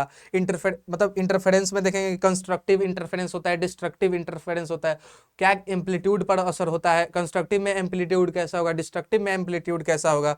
फिर यंग्स डबल स्लिट एक्सपेरिमेंट देखेंगे and expression for fringe with देखेंगे। फिर इसमें जैसे आपको यंग्स डबल स्लिट एक्सपेरिमेंट देखेंगे, वैसे ही सिंगल स्लिट एक्सपेरिमेंट में देखेंगे तो वो डिफ्रैक्शन वाला पोर्शन आ जाएगा। फिर विड्थ ऑफ सेंट्रल मैक्सिमा, ये सब चीजें वेव ऑप्टिक्स में डिस्कशन करेंगे। अब सवाल देखते हैं, जो ये ऑप्टिक्स वाला यूनिट है उससे सवाल आपके एग्जाम में किस टाइप के पूछे गए हैं। तो इसमें है कि angle of minimum deviation is equal to half of angle of prism, is equal to half of angle of prism, is equilateral prism. Angle of minimum deviation is equal to half of angle of prism in equilateral prism. The refractive index of prism is, refractive index यानी ये prism का सवाल है। तो prism क्या होता है, equilateral, यहाँ पर क्या है, इक्विलेटरल प्रिज्म दिया है। तो आपको यहाँ पर एंगल ऑफ प्रिज्म ऑटोमेटिक दिमाग में क्लिक हो जाना चाहिए, क्योंकि ये इक्विलेटरल प्रिज्म है। इसका क्या होगा, सारा एंगल क्या होगा, बराबर होगा। तो इसको क्या बोलते हैं, ये वाले एंगल को एंगल ऑफ प्रिज्म बोलते हैं। तो ये ए है, तो एंगल ऑफ प्रिज्म यहाँ पर कितना दिया है, एंगल ऑफ प्रिज्म यानी ए का वैल्यू दिया है 60 डिग्री। दिया नहीं, आपको खुद सोचना है, क्यों, क्योंकि दिया है इक्विलेटरल प्रिज्म, और इक्विलेटरल प्रिज्म मतलब क्या होता है, इक्विलेटरल प्रिज्म में जो एंगल ऑफ प्रिज्म है वो 60 डिग्री होता है। अब क्या पूछा है कि इसमें मिनिमम डेविएशन, तो मिनिमम डेविएशन क्या होता है, मिनिमम डेविएशन जो होता है इक्विलेटरल प्रिज्म में वो a/2 होता है। तो मिनिमम डेविएशन आपका कितना हो जाएगा, 60/2, यानी ये हो जाएगा आपका 30 डिग्री। और फिर आपसे रिफ्रैक्टिव इंडेक्स का वैल्यू पूछा है, इस प्रिज्म का रिफ्रैक्टिव इंडेक्स क्या होगा। तो रिफ्रैक्टिव इंडेक्स को म्यू से डिनोट किया जाता है, और ये क्या होता है, sine of a plus minimum deviation by 2 divided by sine a/2, ये होता है, मतलब रिफ्रैक्टिव इंडेक्स का फॉर्मूला। तो इसमें a का वैल्यू कितना दिया है, साइन a का वैल्यू कितना दिया है, a का वैल्यू कितना दिया है 60, और मिनिमम डेविएशन a/2 होता है, तो वो क्या दिया है 30 डिवाइडेड बाई 2। अब ये साइन ऑफ कितना a/2, और a का वैल्यू कितना दिया है 60, और ये क्या हो जाएगा, डिवाइड 2 करेंगे तो ये आ जाएगा 30। अब जो इसका वैल्यू आएगा वो क्या हो जाएगा, साइन 90/2 को क्या करेंगे, एक मिनट, इसको सीधे लिखते हैं, साइन 90/2, तो 90/2 45 डिग्री हो जाएगा, डिवाइडेड बाई साइन 30। अब आपका जो भी ये म्यू आया वो क्या आया, refractive index sine of 45 degree divided by sine 30 degree. अब साइन 45 का वैल्यू 1/√2 होता है, और साइन 30 का वैल्यू क्या होता है, 1/2 होता है। तो इसमें 1/2 2 ऊपर चला जाएगा, तो 2 मल्टीप्लाई हो जाएगा, तो √2 से 2 कितना बार में कैंसिल हो जाएगा, √2 बार में हो जाएगा। तो म्यू का वैल्यू क्या आ जाएगा, √2। तो ये आया रिफ्रैक्टिव इंडेक्स का वैल्यू। तो यहाँ रिफ्रैक्टिव इंडेक्स का वैल्यू क्या आया, √2, यानी ऑप्शन नंबर 2। तो प्रिज्म से आपके एग्जाम में बहुत सारे सवाल आए हैं। अगर ऑप्टिक्स की बात करें प्रिज्म में, अब जैसे रे ऑप्टिक्स का वो सवाल है, तो ये क्या है, ये भी रे ऑप्टिक्स का ही एक सवाल है। ये क्या है, रिफ्रैक्टिव इंडेक्स पर है। ये सवाल कर रहा है the wavelength of light while it passing through a water is 450 nanometre, यानी उसका वेवलेंथ जो लाइट का है वो कितना है, 450 नैनोमीटर में दिया हुआ है wavelength. The refractive index of water is 4/3, water का रिफ्रैक्टिव इंडेक्स वो कितना है, 4/3। The wavelength of same light when it passing through A transparent medium having refractive index of 3/2 is कितना नैनोमीटर में आएगा। मतलब कहने का सिंपल है कि जब वो लाइट वाटर से पास कर रहा है तो उसका जो वेवलेंथ है वो कितना है, 450 नैनोमीटर, यानी 540 नैनोमीटर। और उसका वाटर का रिफ्रैक्टिव इंडेक्स भी आपको दिया है 4/3, 4/3। और वो पूछ रहा है कि सेम लाइट उसी मतलब सेम लाइट अगर हम पास करें जिसका रिफ्रैक्टिव इंडेक्स 3/2 है तो उसका वेवलेंथ क्या होगा। तो आपको बता दूं कि रिफ्रैक्टिव इंडेक्स और वेवलेंथ में ये सब क्या रिलेशन होता है। तो जो रिफ्रैक्टिव इंडेक्स होता है ना वो इनवर्सली प्रोपोर्शनल टू लैम्डा होता है, वेवलेंथ होता है। यानी अगर आपका लैम्डा बढ़ेगा, वेवलेंथ बढ़ेगा तो रिफ्रैक्टिव इंडेक्स घटेगा। अगर आपका लैम्डा घटेगा यानी वेवलेंथ घटेगा तो वो क्या होगा, रिफ्रैक्टिव इंडेक्स उसमें क्या होगा, बढ़ेगा। तो यहां से आप देखिए तो ये mu into lambda is equal to 1 आ गया, यानी कांस्टेंट आ गया। तो यहां से रिलेशन आ रहा है μ1 λ1 इक्वल टू μ2 λ2, ये रिलेशन आता है। अब यहां पर देखिए μ1 दिया है, λ1 दिया है, μ2 भी दिया है, λ2 पूछ रहा है आपसे, तो सिंपल वैल्यू पुट कर दीजिए। तो μ1 यानी रिफ्रैक्टिव इंडेक्स ऑफ वाटर कितना है, वो है कितना आपका 4/3। और इसमें क्या है, नैनोमीटर में आपका दिया है लैम्डा, तो लैम्डा 540 nm, तो नैनोमीटर, और नैनोमीटर में आपको निकालना ही है। तो इसका यूनिट लिखे कोई मतलब है नहीं, क्योंकि आपको एट द एंड जो वेवलेंथ पूछा है वो नैनोमीटर में ही पूछा है। अब यहाँ पर μ2 का वैल्यू कितना है, 3/2 इंटू λ2 का वैल्यू निकालना है। तो इसको अगर कैंसिल करते हैं हम तो ये 3 से कितना बार में जाएगा, 180 बार में चला जाएगा। 540 डिवाइडेड बाई 3 करेंगे तो क्या हो जाएगा, 180 हो जाएगा।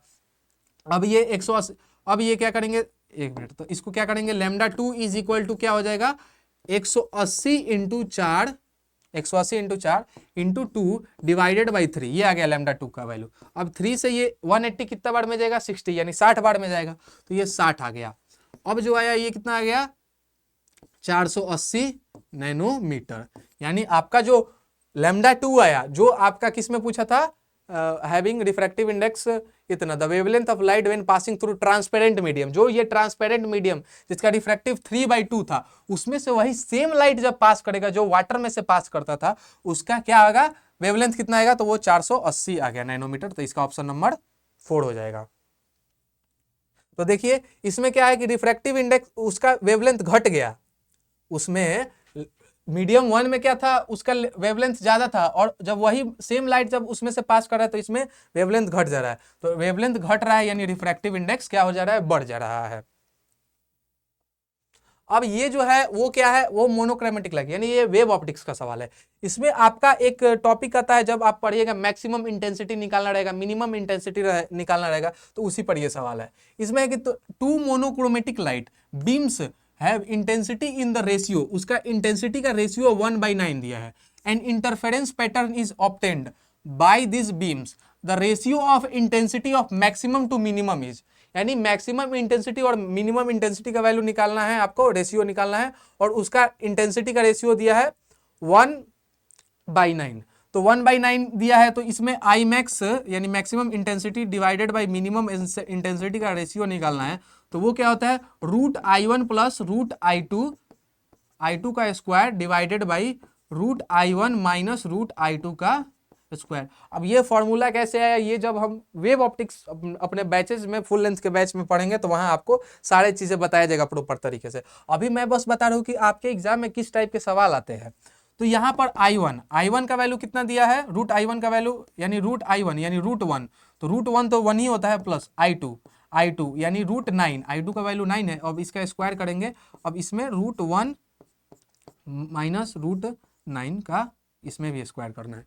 अब ये जो I max और I min का जो आपका वैल्यू आ जाएगा वो क्या हो जाएगा, √1 का वैल्यू तो 1 ही होगा, और 9 का रूट करेंगे तो ये 3 आ जाएगा। अब ये 1 हो जाएगा, फिर ये -3 हो जाएगा। अब इसका ओवरऑल स्क्वायर करना है तो ये 4 डिवाइडेड बाई -2 हो रहा है। लेकिन -2 को जब हम स्क्वायर करेंगे तो वो तो -2 इंटू -2 हो जाएगा, तो ये पॉजिटिव नंबर आ जाएगा एक। तो ठीक है, अभी -2 रहने देते हैं और इसका भी स्क्वायर करते हैं और इसका भी स्क्वायर करते हैं। तो ये आ गया 16 और ये आ गया 4। -2 का स्क्वायर करेंगे तो क्या आ जाएगा, 4 आ जाएगा, क्योंकि माइनस माइनस प्लस हो जाएगा। अब ये आ गया 4 डिवाइडेड बाई 1, यानी इसका जो रेशियो आया मैक्सिमम और मिनिमम इंटेंसिटी का वो 4/1 4:1 आया। तो इसका ऑप्शन नंबर 3 हो जाएगा। ये था वेव ऑप्टिक्स का सवाल। चलो अब जो है वो नेक्स्ट यूनिट है, और अब हम धीरे धीरे लास्ट तरफ 9 यूनिट है, उसमें यूनिट नंबर 7 पर आ गए। इसमें क्या है, यूनिट नंबर 7 और यूनिट नंबर 8 की अगर बात करें तो इसमें मॉडर्न फिजिक्स हम पढ़ते हैं। और मॉडर्न फिजिक्स बहुत मज़ेदार टॉपिक है, इससे भी भर भर के सवाल आते हैं। इसमें है क्या कि आपको थ्योरी और न्यूमेरिकल दोनों ध्यान में चलते हुए पढ़ना पड़ेगा, एक एक थ्योरी को भी ध्यान से पढ़ना पड़ेगा, क्योंकि थ्योरी से सीधे सीधे सवाल आते हैं। तो इसमें है dual nature of matter and radiation. Unit 7 का जो चैप्टर है वो क्या है, dual nature of matter and radiation. जैसे मैंने बताया था कि लाइट 2 तरीके से होता है, एक पार्टिकल और एक वेव, तो उसका क्या होता है, डुअल नेचर होता है। तो वही डुअल नेचर हम पढ़ेंगे किसका, मैटर और रेडिएशन का। तो इसमें मैटर वेव पहला टॉपिक क्या है, मैटर वेव। इसमें क्या है, इसका जो है वो क्या है, matter waves nature of particle, wave nature particle, क्या क्या वेव नेचर होता है। फिर डी ब्रोगली का हम लोग रिलेशन इसमें देखेंगे। फिर जो आता है वो क्या आता है, photo electric effect. Photo electric effect मतलब क्या होता है, प्रकाश विद्युत प्रभाव। फोटो इलेक्ट्रिक इफेक्ट मतलब क्या होता है, प्रकाश विद्युत प्रभाव। इसमें क्या होता है, इसमें देखेंगे कि एक मेटल प्लेट से उसमें हम इलेक्ट्रॉन इजेक्ट करेंगे, इलेक्ट्रॉन निकाल लेंगे, तो वो उसमें फ्रीक्वेंसी ये सब का, फोटो करंट ये सब का मतलब टर्म्स आएगा, तो वो सब वहाँ देखेंगे। तो यहाँ क्या होता है, dual nature of radiation, photoelectric effect, Hertz and Lenard's observation, Einstein photoelectric equation. एक इक्वेशन होता है आइंस्टीन फोटो इलेक्ट्रिक इक्वेशन, इससे भी भर भर के सवाल आए हैं। वर्क फंक्शन वगैरह यहाँ कैलकुलेट कराया जाता है, तो वो देखेंगे। फिर पार्टिकल नेचर ऑफ लाइट देखेंगे, जैसे यहाँ हम लोग मैटर वेव में वेव नेचर ऑफ लाइट देखे थे, तो यहाँ फोटो इलेक्ट्रिक इफेक्ट में हम क्या देखेंगे, पार्टिकल नेचर ऑफ लाइट क्या होता है। यहाँ फोटोन के बारे में पढ़ेंगे, पैकेट ऑफ एनर्जी, क्वांटा, कैसे मतलब इलेक्ट्रॉन इजेक्ट होता है जब फोटोन गिरता है किसी भी मेटल सरफेस पर, तो वो सब देखेंगे। फिर experimental study of photo electric effect देखेंगे। अब जो है वो क्या है, इसका क्वेश्चन क्या है, the work function of caesium CS and lithium Li metal are 1.9 electron volt and 2.5 electron volt respectively. If the incident of light wavelength 550 nanometer on these two metal surfaces, then the photoelectric effect is possible for the case. Photoelectric effect कब possible होगा, तो photoelectric effect तभी possible होगा जब वो light गिर रहा है, उसका क्या होगा, एनर्जी सीजियम और लिथियम से ज्यादा होगा। सीजियम का एनर्जी कितना है, वो वर्क फंक्शन कितना है, उसके वर्क फंक्शन से ज्यादा होगा, तो ही ना फोटो इलेक्ट्रिक इफेक्ट होगा। तो इसमें इसका क्या, सीजियम का 1.9 दिया है और इसका क्या कितना दिया है, लिथियम का 2.5 इलेक्ट्रॉन वोल्ट दिया है। तो इसमें जो आपका जो निकालेंगे एनर्जी वो क्या होगा, नैनोमीटर में जब दिया रहेगा तो ये फॉर्मूला होता है 1240 डिवाइडेड बाई 550। तो इसको हम अगर काटेंगे तो इसका 2.25 इलेक्ट्रॉन वोल्ट आ जाएगा। ये जो वेवलेंथ जा रहा है इसके थ्रू एनर्जी कितना इंसिडेंट हुआ है, तो 2.25 इलेक्ट्रॉन वोल्ट। तो किसका हो गया, सीजियम से बड़ा वैल्यू है और लिथियम से छोटा वैल्यू है, तो यानी लिथियम वाले जो है वहां से वर्क फंक्शन से ये छोटा आ जा रहा है, यानी वहां से ये फोटो इलेक्ट्रिक इफेक्ट नहीं शो करेगा। लेकिन सीजियम मेटल जो है उसके उस पर ये अगर इतना नैनोमीटर का अगर लाइट का आएगा वेवलेंथ का इंटेंसिटी, तो वो क्या होगा, वो वहां से फोटो इलेक्ट्रिक इफेक्ट शो करने लगेगा। तो किससे फोटो इलेक्ट्रिक इफेक्ट शो कर रहा है, तो केवल और केवल सीजियम से। तो लिथियम से हो नहीं रहा है, तो केवल सीजियम से हो रहा है। अब यूनिट नंबर एक और क्वेश्चन है, इसमें क्या है, a proton and electron and alpha particle have same energy, the de Broglie wavelength will compared as. इसमें है कि इलेक्ट्रॉन और प्रोटॉन और किसमें है, अल्फा पार्टिकल। तो इसमें क्या है कि डी ब्रोगली वेवलेंथ आपको कंपेयर करना है। तो de Broglie wavelength lambda is equal to h/mb होता है, और इसी को फॉर्मूला को अगर हम मॉडिफाई करते हैं तो h/√2m काइनेटिक एनर्जी हो जाता है, 2m इंटू काइनेटिक एनर्जी। और एक फॉर्मूला होता है h/√2m, के को हम q इंटू डेल्टा वी लिख देते हैं। तो ये 3 फार्मूला है, जैसा कंडीशन सवाल में दिया रहेगा वैसा हम फार्मूला यूज करेंगे। तो यहाँ पर देखिए लिखा है कि यहाँ पर है सेम एनर्जी, यानी उसका सेम एनर्जी है, यानी ये वाला फार्मूला, दूसरा वाला फार्मूला यूज करेंगे। तो एक बात बताइए, lambda is equal to h upon root under 2m के, यानी ये क्या है, काइनेटिक एनर्जी। एच तो कांस्टेंट है, प्लैंक कांस्टेंट, 2 भी कांस्टेंट है और काइनेटिक एनर्जी भी कांस्टेंट है, यानी जो डी ब्रोगली वेवलेंथ है या inversely proportional to root under m आया, यानी जिस भी इस 3 पार्टिकल में से जिसका मास ज्यादा होगा उसका डी ब्रोगली वेवलेंथ कम हो जाएगा।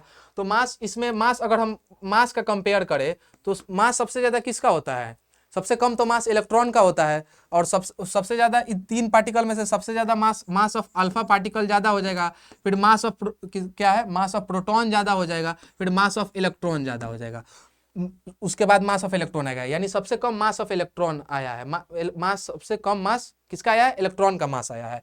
तो यहाँ लैम्डा इज इक्वल लैम्डा किस, तो यहाँ लैम्डा इनवर्सली प्रोपोर्शनल है, यानी लैम्डा का मतलब इसमें लैम्डा उल्टा आएगा, तो यहाँ लैम्डा इलेक्ट्रॉन ज्यादा हो जाएगा, फिर क्या हो जाएगा, लैम्डा ऑफ प्रोटॉन ज्यादा हो जाएगा, और सबसे लास्ट में आएगा लैम्डा ऑफ अल्फा पार्टिकल। तो डी ब्रोगली वेवलेंथ का ये ऑर्डर आएगा।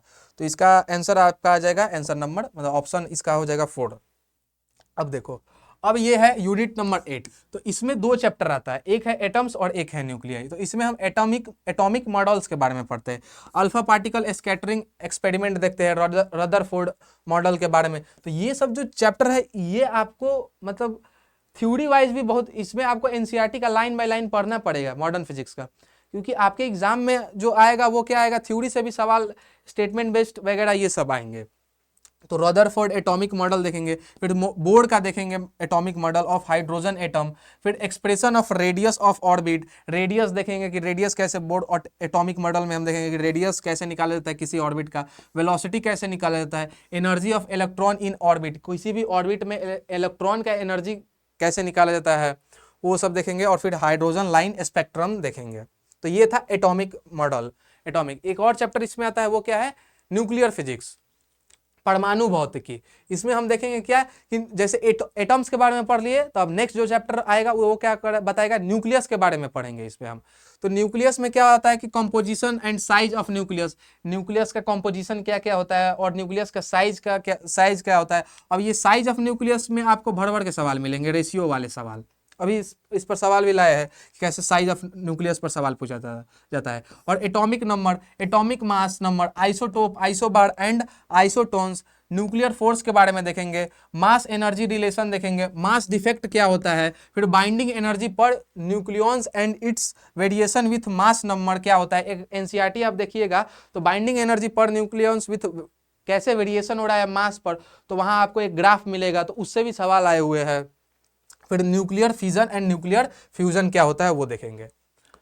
अब सवाल देखते हैं, तो ये क्या है, ये है एटॉमिक फिजिक्स से सवाल। इसमें है the radius of third stationary orbit of electron for Bohr's atom is R, the radius of fourth stationary orbit will be, यानी स्टेशनरी ऑर्बिट यानी कैसे, अभी जैसे मैंने बताया था इसमें रेडियस, वेलोसिटी और क्या बताते हैं, एनर्जी के बारे में निकाला जाता है। तो ये रेडियस पर सवाल है। तो कोई भी रेडियस जो होता है ना, एटॉमिक फिजिक्स में पढ़ेंगे, रेडियस जो होता है वो क्या होता है, N square divided by Z, मतलब directly proportional to N square divided by Z. अब यहाँ पर है कि सेम मैंने उसका एटॉमिक जो नंबर है वो सेम है, तो जो यहाँ पर रेडियस आ रहा है वो directly proportional to N square आ रहा है। तो यहाँ पर एन का वैल्यू क्या है, the radius of fourth stationary orbit will be, यानी थर्ड स्टेशनरी ऑर्बिट का दिया है और फोर्थ का आपको पूछ रहा है, और थर्ड स्टेशनरी ऑर्बिट का जो आपको रेडियस दिया है ना वो आर दिया है, तो फोर्थ का वही थर्ड के टर्म्स में आपको पूछा गया है। तो यहाँ पर रेशियो ले लेंगे, R4 divided by R3 is equal to N square, n का वैल्यू क्या रखेंगे, 4 रखेंगे क्योंकि फोर्थ ऑर्बिट का पूछ रहा है। तो 4 का स्क्वायर 16 और नीचे क्या रखेंगे, 3 का स्क्वायर, तो 3 का स्क्वायर 9 क्योंकि थर्ड ऑर्बिट का रेडियस आपको R दिया है। तो यहाँ से R4 divided by third orbit का रेडियस आपको कैपिटल R दिया है और 16 डिवाइडेड बाई 9, तो यहाँ से R4 का रेडियस यानी फोर्थ ऑर्बिट में जो आएगा आपका रेडियस इस इलेक्ट्रॉन का, इसका आपको थर्ड ऑर्बिट के कंपेयर में पूछा है, तो उसका क्या आ जाएगा 16 डिवाइडेड बाई 9 और ये R इधर जाके मल्टीप्लाई हो जाएगा, तो ये आएगा फोर्थ ऑर्बिट का रेडियस। अब जो है ये क्या है, ये न्यूक्लियर फिजिक्स है। तो जैसे मैंने बताया कि यहाँ पर आपको वो रेशियो वाले सवाल यहाँ भी आपसे पूछे जाते हैं। तो a nucleus has mass number alpha, mass number has alpha and radius R alpha, another nucleus has mass number beta and radius R beta. तो बीटा और यहाँ पर बीटा जो दिया है वो 8 अल्फा के बराबर दिया है। तो आर अल्फा और आर बीटा क्या होगा, तो न्यूक्लियस का रेडियस का रेशियो तो जो होता है वो क्या होता है, R is equal to R naught A के पावर 1/3, और ए क्या होता है यहाँ पर एटॉमिक मास होता है। तो आर नॉट तो कांस्टेंट होता है, और क्या पूछा है, आर अल्फा और आर बीटा का रेशियो पूछा है। तो आर अल्फा और आर बीटा, तो ऊपर भी आर नॉट आएगा, नीचे भी आर नॉट आएगा, e का पावर 1/3। इसका आर अल्फा वाला का जो रेडियस है उसका एटॉमिक मास है अल्फा, अल्फा का पावर 1/3, और नीचे वाला का क्या है 8 अल्फा मास है, तो 8 अल्फा का पावर 1/3। आर नॉट से आर नॉट कैंसिल हो जाएगा, ये टोटल क्या आएगा, अल्फा डिवाइडेड बाई 8 अल्फा और 1/3, ये अल्फा से अल्फा कैंसिल हो जाएगा। अब 1/8 का जो है क्यूब रूट क्या हो जाएगा, 1/8 का क्यूब रूट हो जाएगा 1/2, यानी इसका जो R alpha divided by R beta है उसका रेशियो जो आया वो क्या आया 1/2, यानी 0.5, यानी इसका ऑप्शन नंबर 4 आ जाएगा। अब बढ़ते हैं, अब ये है लास्ट यूनिट, यूनिट नंबर 9। अब ये है सेमीकंडक्टर चैप्टर, और ये लास्ट में आता है, और जनरली इसको बच्चे छोड़ देते हैं, और इससे भी सवाल आते हैं, और ये मतलब one of the best chapter है, क्योंकि यहाँ पर आपको फील आएगा कि कैसे भाई सेमीकंडक्टर में टेम्परेचर बढ़ाएंगे तो कैसे करंट फ्लो करेगा। यहाँ पर P type N type semiconductor के बारे में आपको पढ़ाया जाएगा, तो वहाँ पे आपको कंडक्शन बैंड के बारे में पढ़ाया जाएगा, तो वहाँ आपको दिखेगा, मैं हर सिमुलेशन के तरीके से दिखाऊंगा, सिमुलेशन आपको दिखाऊंगा कि कैसे इलेक्ट्रॉन फ्लो कर रहा है, कंडक्टर बैलेंस बॉन्ड से कैसे कंडक्शन बैंड में आपको फ्लो करके इलेक्ट्रॉन जा रहा है, तो वहाँ करंट का मतलब करंट फ्लो कर रहा है। तो ये है energy band, semiconductor electronics device में जो चैप्टर पढ़ना है सेमीकंडक्टर, और ये चैप्टर नंबर 14 लास्ट चैप्टर है, और एनर्जी बैंड है। इसमें है एनर्जी बैंड्स इन कंडक्टर, कंडक्टर में क्या एनर्जी बैंड होता है, तो आप देखिए कंडक्टर में एनर्जी बैंड ओवरलैप होता है, इसीलिए आसानी से करंट फ्लो हो जाता है। सेमीकंडक्टर में थोड़ा सा गैप रहता है, उस गैप को भी कम कर सकते हैं टेम्परेचर बढ़ा के, तो वो देखेंगे और उसका ग्राफ भी देखेंगे। फिर इंसुलेटर, इंसुलेटर में ज्यादा गैप रहता है, इसीलिए इंसुलेटर में आप देखते हैं करंट फ्लो नहीं करता है, तो ये देखेंगे कंडक्टर, सेमीकंडक्टर और इंसुलेटर का कंडक्शन मतलब बैंड देखेंगे। फिर देखिएगा सेमीकंडक्टर एंड डायोड के बारे में पढ़ेंगे, तो इसमें आपको दो तरीके का सेमीकंडक्टर पढ़ना होगा, एक इंट्रिंसिक और एक एक्सट्रिंसिक। तो यहाँ पर कुछ होता है कि इम्प्यूरिटीज मिला देते हैं ताकि कंडक्शन और अच्छा हो, तो एक्सट्रिंसिक में क्या करते हैं हम लोग, इम्प्यूरिटीज मिला देते हैं। इसमें भी आपको P type N type semiconductor क्या होता है, 13 मतलब बोरोन के साथ डोपिंग देखेंगे, फिर फॉस्फोरस के साथ डोपिंग देखेंगे, मतलब वो वहां पर मिलावटी किया जाता है। क्यों मिलावटी क्यों किया जाता है, ताकि कंडक्शन बढ़िया से और बढ़िया से कंडक्शन हो। फिर पीएन जंक्शन देखेंगे, फिर semiconductor diode and its IV characteristic देखेंगे, और इन फॉरवर्ड एंड रिवर्स बायस में ये देखेंगे, ग्राफ वगैरह देखेंगे। तो यहाँ पर सेमीकंडक्टर ये पढ़ेंगे, और फिर क्या पढ़ेंगे, डायोड का एप्लीकेशन पढ़ेंगे। यहाँ अलग अलग डायोड पढ़ेंगे, उसमें एप्लीकेशन ऑफ जंक्शन डायोड और डायोड एज ए रेक्टिफायर, ये सब का देखेंगे कि rectifier, solar cell, PN junction diode, ये सब देखेंगे। जेनर डायोड कैसे रेगुलेट करता है, कौन फॉरवर्ड बायस में काम करता है, कौन रिवर्स बायस में काम करता है, फॉरवर्ड बायस क्या होता है, रिवर्स बायस क्या होता है, ये सब देखेंगे। अब इस पर जो जनरली सवाल आपके एग्जाम में आता है वो आपका थ्योरेटिकल बेस्ड ही आता है। तो इसमें है कि मैच द फॉलोइंग, तो ये जो है वो क्या है, मैच दो। इसमें क्या है, इंट्रिंसिक सेमीकंडक्टर, तो intrinsic semiconductor, N type semiconductor, P type semiconductor और मेटल। तो मेटल में कंडक्शन बैंड क्या होता है, ओवरलैप होता है, तो इसमें क्या होता है, फॉर्मी लेवल इनसाइड द कंडक्शन, तो डी का क्या हो जाएगा, 4 हो जाएगा। और इंट्रिंसिक हो गया। और एन टाइप में क्या होता है, Fermi level near conduction band होता है। वैसे ही पी टाइप में क्या होता है, Fermi level near valence bond होता है। और बचा क्या अब, इंट्रिंसिक, तो इंट्रिंसिक क्या होता है, Fermi level middle the valence and conduction band. तो ए का 2 1 है, 4 है, और बी का क्या हो जाएगा, 3 हो जाएगा। तो ये ऑप्शन नंबर 1 हो जाएगा। अब ये है लास्ट क्वेश्चन, तो ये लास्ट क्वेश्चन है और लास्ट यूनिट का लास्ट क्वेश्चन है। ये भी देखिएगा तो थ्योरेटिकल ही आपके एग्जाम में आया है। यहाँ पे है कि choose the correct statement about Zener diode. Zener diode के बारे में डिटेल में पढ़ेंगे, तो उसके बारे में करेक्ट स्टेटमेंट आपको चूज करना है। तो जीनर डायोड होता है ना, वो फॉरवर्ड बायस में काम नहीं करता है, वो रिवर्स बायस में काम करता है। तो इसका क्या होगा, it work as voltage regulator in reverse bias, जो वोल्टेज रेगुलेट करता है रिवर्स बायस में, and behave like simple PN junction diode in forward bias. और पीएन जंक्शन और behave like simple PN junction diode in forward bias. तो ये Walter regulator का काम करता है और ये रिवर्स बायस में काम करता है। तो ये है ऑप्शन नंबर इसका 4 होगा आंसर। तो ये था टोटल 9 यूनिट का पूरा सिलेबस डिस्कशन कि किस फ्लो में हम लोग क्लासेस में पढ़ेंगे। आप बिलीव करिएगा, आप बस ब्लाइंडली फॉलो करिएगा तो आपका सारा यूनिट अच्छे से क्लियर होगा। खूब सारे हम लोग सवाल भी डिस्कशन करेंगे। तो ये है डाउनलोड सीयूटी कॉन्सेप्ट एप्लीकेशन, और ये सीयूटी प्ले स्टोर पर जाइए, सीयूटी कॉन्सेप्ट एप्लीकेशन ज्वाइन करिए, फिर वहाँ पे श्योर सिलेक्शन बैच आप वहाँ से ज्वाइन कर सकते हैं। तो ये था ये प्ले स्टोर पर। तो और फिर ये रहा। तो चलिए आज के वीडियो में इतना ही। तो मैंने आज पूरा आपको सिलेबस बता दिया और पूरा डिटेल्ड एनालिसिस कि 2023 से लेकर 2026 में किस प्रकार के आपके एग्जाम में सवाल आते हैं उसको आपका डिस्कशन देख लिया। तो ऐसे ही हम लोग क्या करेंगे कि बैच में भी यूनिट वाइज और चैप्टर स्पेशली हम क्या करेंगे कि एनसीईआरटी जो है उसके अकॉर्डिंग ही आपका सिलेबस चलेगा। तो टोटल 14 चैप्टर आपके रहेंगे और उसको हम लोग आराम से पढ़ेंगे पूरा फुल डिटेल में। तो थैंक यू।